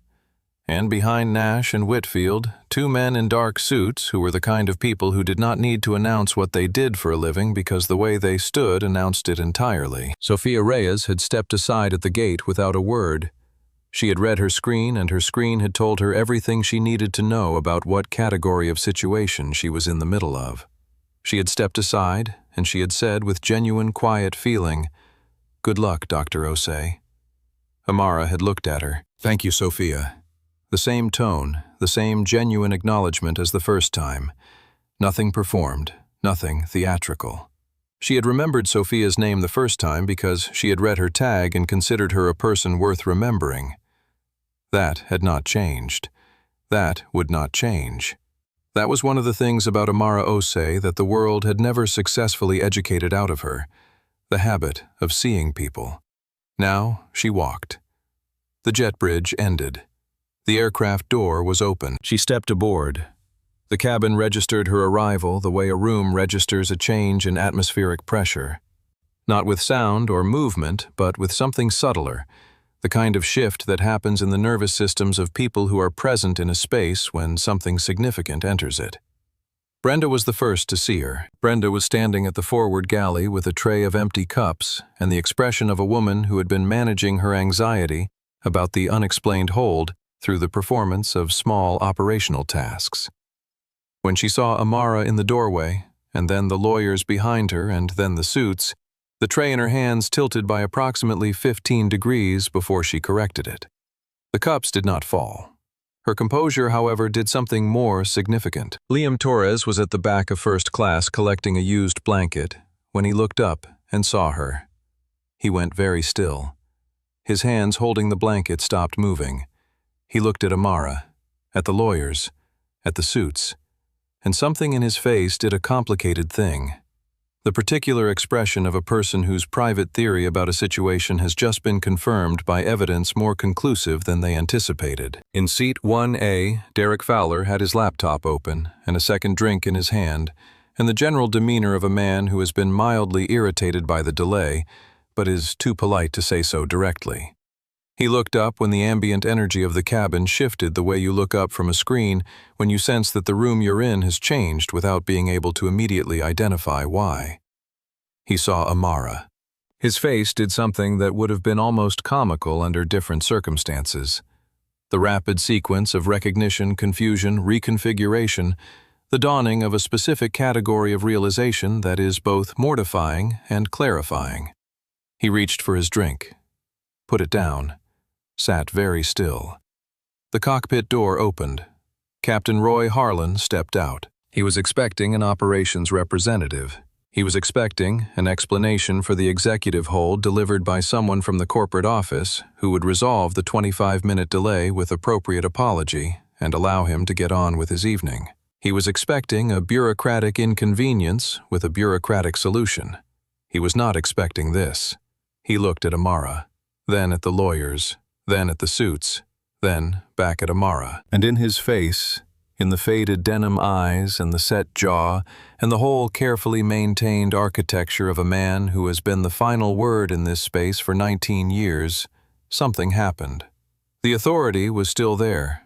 It didn't disappear cleanly, but it developed a crack the way a windshield develops a crack. Not shattering, not yet, but unmistakably compromised the structural integrity, visibly reduced by something it had not been built to withstand. You can't just reboard. Caroline Nash stepped forward. Her voice was completely level. "Captain Harlan, my name is Caroline Nash, legal counsel for Meridian Capital Holdings, the new controlling shareholder of Apex Executive Aviation and all its operating subsidiaries, including North Star Airways. I'd strongly suggest you listen carefully to what comes next." Harlan's mouth closed. He looked at Amara. Amara met his eyes, said nothing. She did not need to say anything yet. She had learned over 15 years and $14.2 billion, and every moment between the rented lab and this exact jet bridge, that the most powerful communication a person in a room can perform is silence that does not apologize for itself. She waited. James Whitfield stepped forward, opened his briefcase, and produced a tablet. He turned it toward Captain Harlan. On the screen, a document bearing the Goldman Sachs letterhead at the top, the Apex Executive Aviation corporate seal at the bottom, and between them, in the clean, definitive language of executed legal agreements, the confirmation that Meridian Capital Holdings had acquired a controlling interest in Apex Executive Aviation through an all-cash tender offer accepted by the board of directors at 7:44 p.m. Eastern Time. 19 minutes ago. Harlan stared at it. His eyes moved across the document with the quality of someone reading something in a language they know, but have never before encountered at this scale. This can't be. His voice was not its usual register. The authority had gone somewhere. What was left was the voice underneath the authority, older, less certain. The voice of a man encountering a reality his framework was not equipped to process. A company can't be acquired in.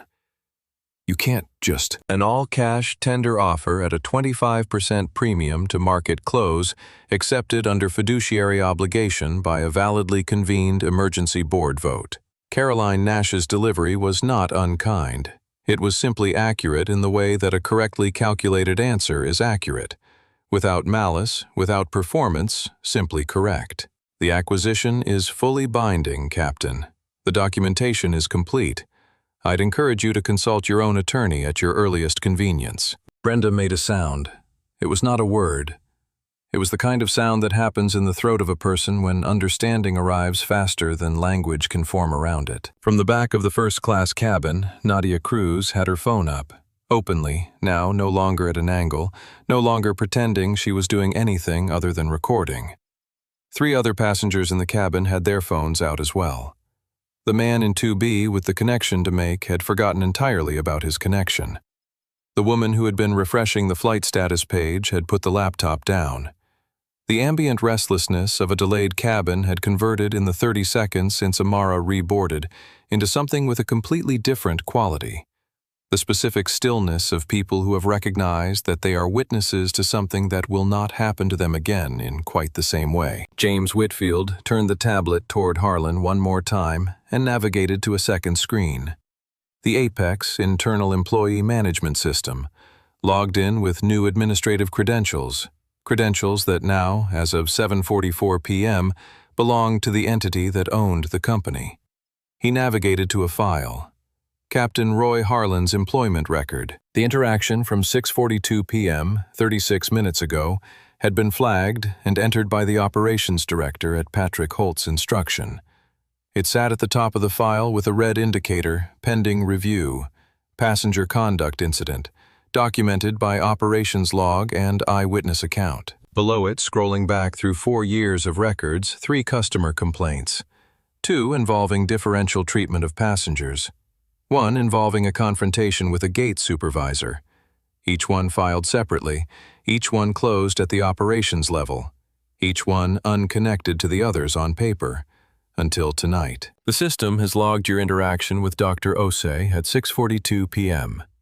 Whitfield said, his voice carrying the flat precision of a man reading technical data. It has been preserved as evidence of conduct inconsistent with Apex's operational standards.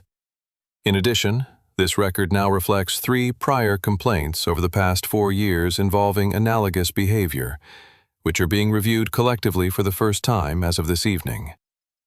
Harlan looked at the screen. He looked at his complaint history, the 3 separate entries, the 3 separate closures. The 3 separate instances that had each been managed and filed and never connected. And he saw them connected for the first time, in sequence, a timeline, a pattern that had been running uninterrupted and unexamined for 4 years at minimum. His jaw was tight. His hands were at his sides. Those complaints were resolved, he said. His voice had found something closer to its usual register, the defensiveness reflex of a man reaching for familiar ground. Each one was reviewed and closed by operations management. I was cleared. They were resolved individually, Whitfield said. They have not been reviewed collectively. That review is now underway. In one, A. Derek Fowler had gone very still. He was looking at the screen of Whitfield's tablet from the angle available to him, not clearly enough to read the text, but clearly enough to understand the nature of what was on it. His third drink sat untouched. He had the expression of a man who is calculating with increasing precision the degree to which he has been sitting in someone else's seat, and what that means about the architecture of everything that preceded his sitting there. Nadia Cruz posted from her phone without looking away from the scene at the front of the cabin. Update. The woman who was removed from Flight 1942 is back on the plane, with lawyers. Something major is happening. I am recording everything. Her thread had 200 shares. One passenger in row 3, a woman in her 60s who had been reading a novel and appeared to have the general demeanor of someone who preferred to stay entirely out of other people's business, had put her book down and was watching the front of the cabin with the focused attention of a person who has decided that what is happening here is more important than anything else she could be doing. She said quietly to the person beside her, "He really didn't know who she was, did he?" It was not a question. Harlan made one more attempt. He turned his body slightly toward the cabin, the instinct of a man who has been for 19 years the authority in this space, reaching for the one resource he had always had available: the passengers. The witnesses. The people who had in every previous version of every previous situation he had managed in this cabin deferred to the uniform and the wings and the certainty of his voice. "Ladies and gentlemen," he said, and his voice almost found its register. "This is a legal disruption of a scheduled commercial flight. I want to assure you that I am the captain of this aircraft, and I have the authority." From somewhere in the middle rows, "Captain," a man's voice. Quiet, not aggressive, just flat. "Stop talking." She stepped forward, past the lawyers, past the suits, past Brenda, who had flattened herself against the galley wall as if trying to achieve a smaller footprint in a space that had already begun to no longer include her. Amara walked into the galley and stopped 4 feet from Roy Harlan, and the geometry of the cabin rearranged itself around the fact of her presence in it. She was the same height she had been when he'd first looked at her and decided what she was. She was wearing the same blazer, the same cream blouse, the same loafers that had seen better days. The Birkin was on her shoulder. The Longines was on her wrist. Nothing about her appearance had changed. Everything about what she represented in this space had changed entirely.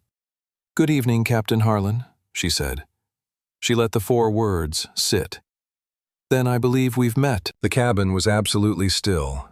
The kind of still that happens when a space full of people collectively holds its breath, not from coordinated intention, but from the shared and involuntary recognition that something is happening here that will not happen to any of them again in quite the same way. Harlan's mouth was open slightly, closed. He looked at her with the faded denim eyes, and for the first time there was something in them that was not authority or certainty or flat bureaucratic dismissal. There was the beginning of a reckoning, the first increment of a man confronting the distance between what he had assumed and what was actually true. "My name is Dr. Amara Osei." Her voice was even controlled, filling the cabin with the precision of a person who has spent 15 years learning how to be heard in rooms that were not designed for her. "You may not have known when you approached me this evening at approximately 6:42 p.m. who you were speaking to. That's relevant context. But I want to be clear, it doesn't change what happened.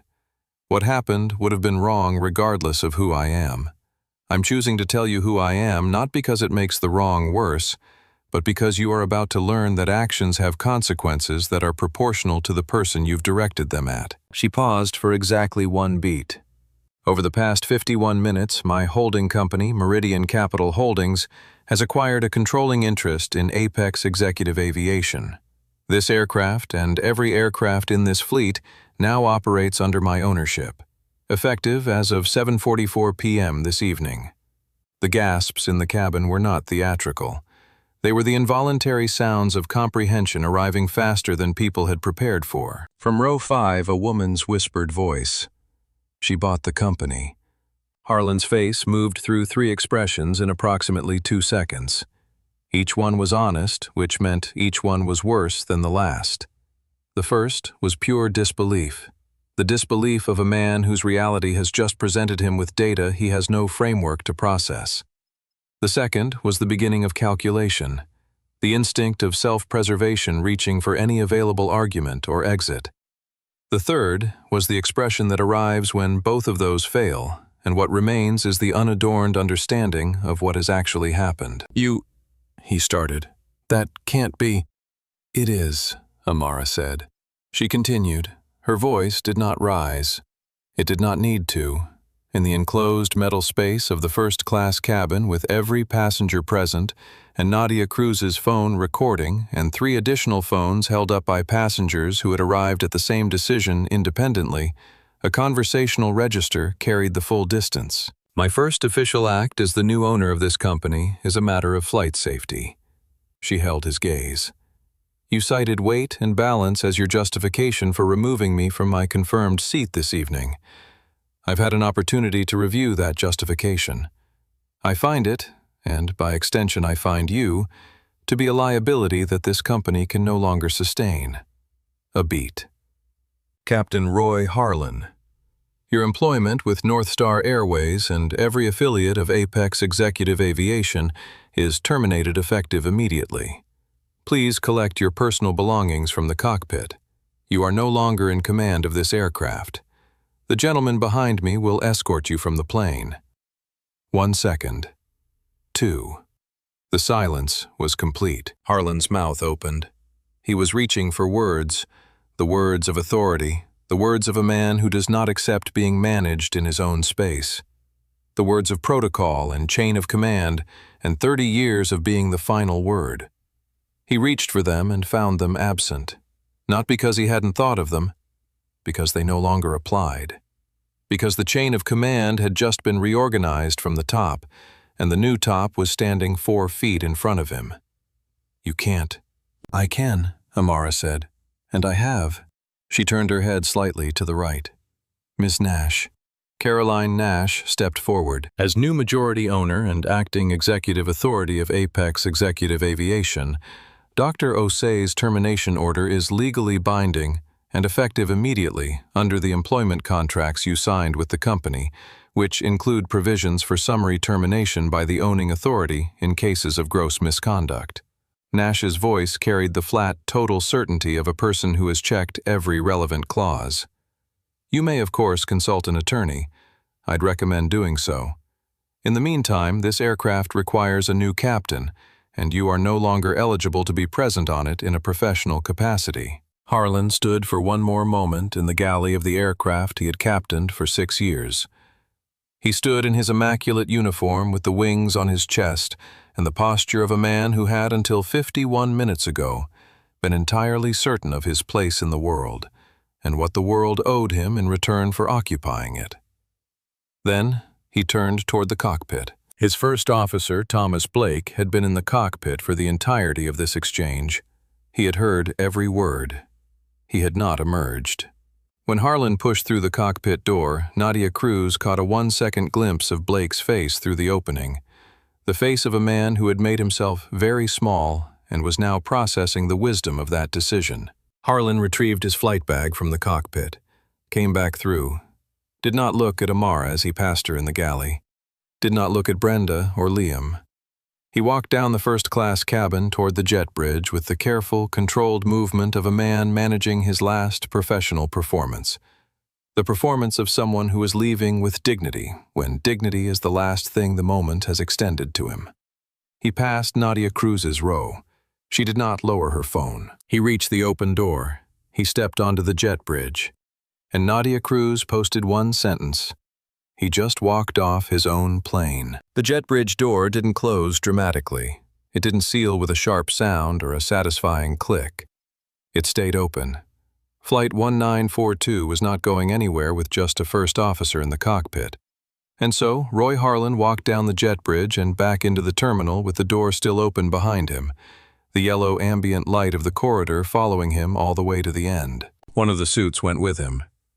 Professional, unhurried, maintaining a specific distance that was close enough to constitute an escort and far enough to preserve the form of dignity.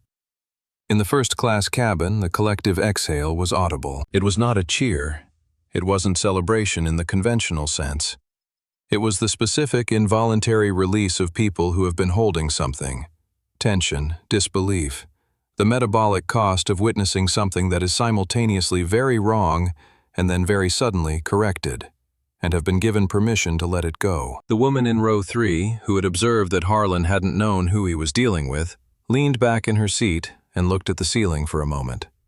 The man in 2B with the missed connection was very still, his expression one of private processing. Derek Fowler, in 1A, had the look of a man who was doing serious internal work. Liam Torres had not moved from his position near the galley. He was watching Amara. She stood in the same spot she had occupied since stepping forward to address Harlan, calm, composed, the Birkin on her shoulder, the Longines on her wrist. She was looking at the open door at the front of the cabin with an expression that was not triumph. It was not relief. It was the expression of a person who has completed a calculation correctly and is now orienting toward the next problem.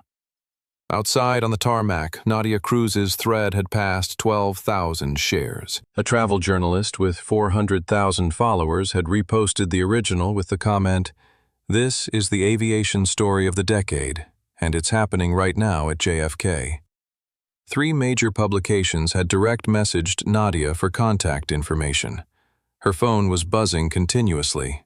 She had muted it, but the screen kept lighting up in her peripheral vision with the relentless insistence of something that has caught fire. Inside the terminal at gate C14, Roy Harlan had cleared the jet bridge and was standing in the boarding area. His corporate access badge was already deactivated. The operations team had executed the technical revocation at Caroline Nash's instruction 6 minutes ago. He reached for his phone, tried to access the Apex employee portal. The login screen returned an error. He stood in the gate area of JFK Terminal 4 in his immaculate uniform with the wings on his chest, and understood that the uniform now meant something different than it had 45 minutes ago. It was still the same fabric, the same buttons. The wings were still polished.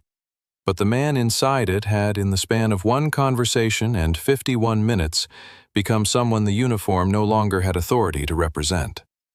Marcus texted Amara. Bloomberg just picked up Nadia Cruz's thread. Aviation industry feed is accelerating. Comment request pending. I've told them no comment tonight. She read it, typed back. The actions speak. Then she put the phone in her pocket and turned to face the cabin. In the third row, a passenger, a quiet man with reading glasses and a notebook, looked at her for a long moment and said simply, "Thank you." She held his gaze. "You're welcome," she said. It was not clear whether she meant it as acknowledgement of the comment or as something wider, as a statement to the cabin, to the evening, to the specific version of justice that had just been done in this small metal space at the end of a very long day. Perhaps it was both. Amara turned to Brenda. Brenda had not moved from her position against the galley wall. She was still holding the tray of cups she had been carrying when Amara reboarded, though at some point during the preceding minutes her grip on it had become less practical and more something to hold on to a physical object in a moment when physical objects felt more reliable than the air. Her face had gone a color that had no good name, not quite pale, not quite flushed, the color of a person caught between competing physiological responses. Her professional composure was present only in the way that a structure is present after its interior has been removed. The shape was there, but the weight it had previously carried was gone. Amara spoke to her directly, evenly, without performance. "Brenda, you didn't create what happened tonight, but you participated in it. You had a choice at the beginning and at several points after, and you made the same choice each time. Your employment with this company is terminated, effective immediately. Please collect your things and leave." Brenda's chin moved. Her mouth opened and closed once. There was something in her face, not quite an apology, not quite a protest, something in the space between them that didn't have a clear shape. And then she set the tray down on the galley counter with a care that was almost delicate, and she walked toward the jet bridge without a word. She passed Liam Torres near the galley entrance. Their eyes did not meet. She stepped onto the jet bridge. Amara watched her go. Then she turned to Liam. He was still standing where he had been standing for the better part of an hour. The same position, the same composed stillness, the same slight forward lean of a person who has been paying careful attention. He was looking at her with the expression of someone waiting for something. Not waiting to be told what to think, but waiting to understand what comes next and where he fits in it. Liam Amara said, "Yes." She looked at him, really looked with the same attention she gave to everything that merited it. She saw a 28-year-old man who had been in the wrong position at the wrong moment and had made the wrong call, and had known it was wrong in real time, and had carried that knowledge in his body for the past 50 minutes without being able to discharge it. She saw someone who had the capacity to be better than tonight. She saw, more relevantly, someone who had already decided he would be. "I watched you tonight," she said. "I saw what you saw. I know it cost you something to stay quiet. I could see that in the first 30 seconds. That discomfort, the fact that you felt it, that you didn't dismiss it or rationalize it away, that matters. It's where the right kind of change starts." He was very still. She continued. "Effective immediately, you are promoted to lead flight attendant for this cabin. A new captain is being arranged, will depart within 30 minutes. Every passenger on this flight receives a full refund and a $2,000 travel credit. I want you to move through the cabin and make sure every person in this aircraft knows they are seen and cared for tonight. Not because it's your job, because it's the right thing." Liam nodded, once. The particular nod of a person receiving something they had not dared to expect. Then voice carefully controlled, but not quite Dr. Osei. "I'm sorry I didn't say something sooner." She held his gaze. "Next time you will," she said. Not a rebuke, not a reassurance, an expectation, which is the highest form of belief one person can extend to another. Liam straightened fully. Something in his posture shifted, not dramatically, not with any theatrical quality, but in the real, quiet way that a person shifts when they have been given permission to become who they are capable of being. He began to move through the cabin. His voice, when it reached the passengers, was warm and clear and genuine. In the back row, Nadia Cruz watched him go. She typed. The junior flight attendant who stayed quiet during the incident was just promoted. I think he's going to be okay. She posted it. Then she looked up and found herself meeting Amara's eyes from across the cabin. She lowered her phone. Amara gave her a small nod. One professional to another. One person who had been in a position to speak and had chosen to another. She walked into the first-class cabin. It was quiet, in the way that spaces become quiet after something significant has passed through them. Not emptied, but settled the atmosphere, reconfigured by the weight of what it had just held. Derek Fowler was in seat 1A. He had been in seat 1A for approximately 55 minutes. He had had 3 drinks in seat 1A. He had opened his laptop in seat 1A and then closed it in seat 1A, and had spent the last 20 minutes in seat 1A doing the specific and uncomfortable work of sitting very still while the world rearranged itself around the fact of his presence in it. He was not a malicious person. Amara had not thought he was a malicious person from the first moment she saw him walk past her in the aisle. He was something more ordinary, and in some ways more instructive than malicious. He was a person who had been offered something without asking whether it was his to take, and had taken it because the offer had been made by someone with authority, and the whole architecture of the moment had suggested that, of course it was his. Of course there was no reason to question it. Of course this was simply his lucky day. He had never asked himself why. That was the entire lesson. That was the whole of it. Amara stopped beside seat 1A. She did not loom. She did not adopt any posture of dominance or demand. She simply stood beside the seat with her name on the boarding pass, the seat that had been hers from the moment Sophia had scanned the ticket at gate C14, and looked at Derek Fowler with the same level, clear attention she had given everyone in this cabin tonight. "Excuse me," she said. Her voice was almost gentle. Not performatively gentle, not the gentleness that is really something else wearing a soft face, but genuinely, simply, unaffectedly calm. "I believe you're in my seat." Fowler looked up at her, and then he did something that she noted privately with a measure of respect. He didn't make an excuse. He didn't explain or deflect or offer the performed ignorance of a man who has decided retrospective unawareness is a valid defense. He looked at her, and he stood up and he moved to 1C without a word. He sat down. He did not reach for his drink. Amara placed the Birkin in the overhead bin.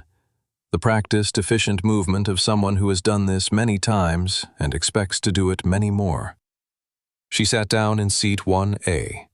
For a moment, just one, she closed her eyes. The seat was exactly the same as any seat, slightly wider than economy, slightly more legroom. The same recycled air, the same overhead light, the same textured armrests as every other first-class seat on every other regional jet she had ever boarded. But it was her seat, and she was in it. She exhaled. The karma that came for Roy Harlan was not a single dramatic strike. It was a series of quiet, grinding, entirely logical consequences that unfolded over the following months with the impersonal precision of a machine executing its programming. He reached the employee parking lot at JFK at approximately 9 p.m. on a Tuesday evening to find that his corporate access badge had already been deactivated. His company email was locked. The Apex employee portal returned an error on every device he tried. He sat in his car in the parking lot for 22 minutes before he drove home. The termination letter arrived in his personal inbox before he reached the Midtown Tunnel. The reason cited was not the confrontation with Dr. Osei, not in those terms. It was broader and more legally ironclad than that gross violation of passenger conduct standards and demonstrated pattern of behavior inconsistent with the company's core operational principles. The language was chosen by Caroline Nash with the precision of a document that needs to survive scrutiny. It survived it. He hired a lawyer. He considered wrongful termination. The response from Amara's legal team was a polite letter, 4 pages meticulously sourced, that informed him that should he choose to proceed, the company would be compelled to release sworn affidavits from Liam Torres and 3 passengers who had witnessed the interaction.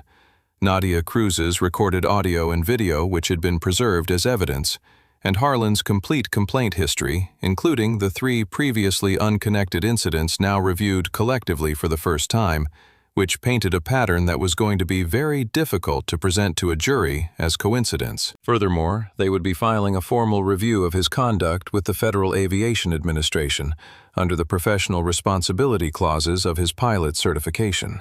His lawyer advised him unambiguously to drop the case. The FAA inquiry was the definitive end. A commercial pilot's career is built on a foundation that has no room for formal misconduct inquiries.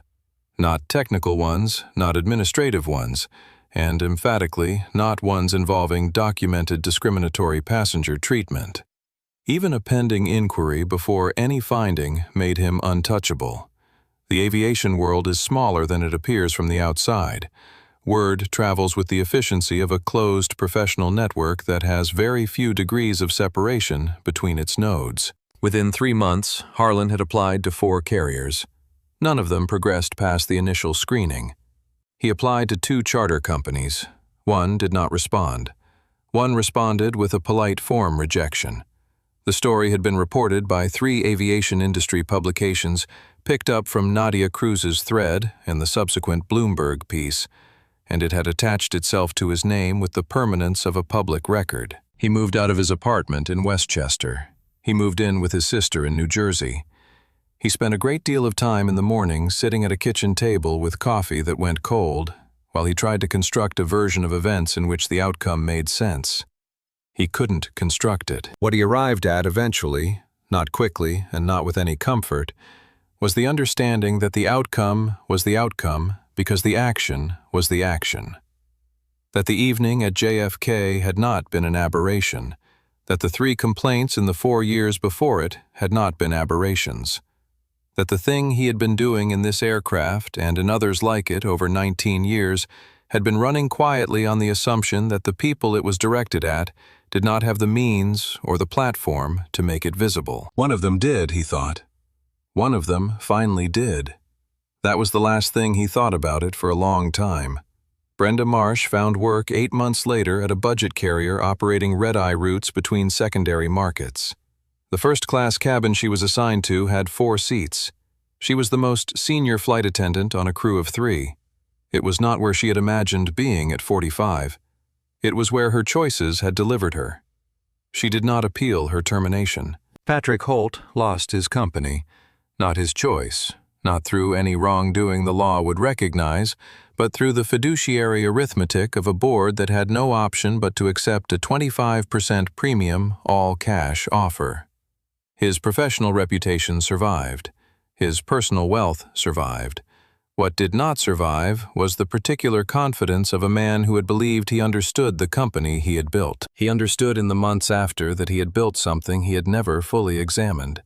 He had built a structure where performance was reported upward and misconduct was managed laterally, and the 2 streams of information had never been required to speak to each other. He had called that efficiency.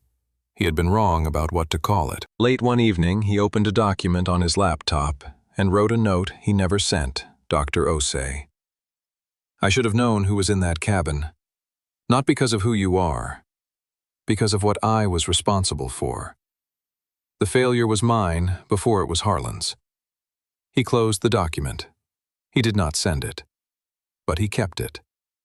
Liam Torres left Flight 1942 that night a different person than he had boarded it. The flight departed JFK at 9:11 p.m., 49 minutes behind schedule, with a new captain, a full first-class cabin, and a lead flight attendant who had been promoted approximately 2 hours earlier and was performing the role with the precise, warm professionalism of someone who has been waiting for the opportunity without knowing they were waiting.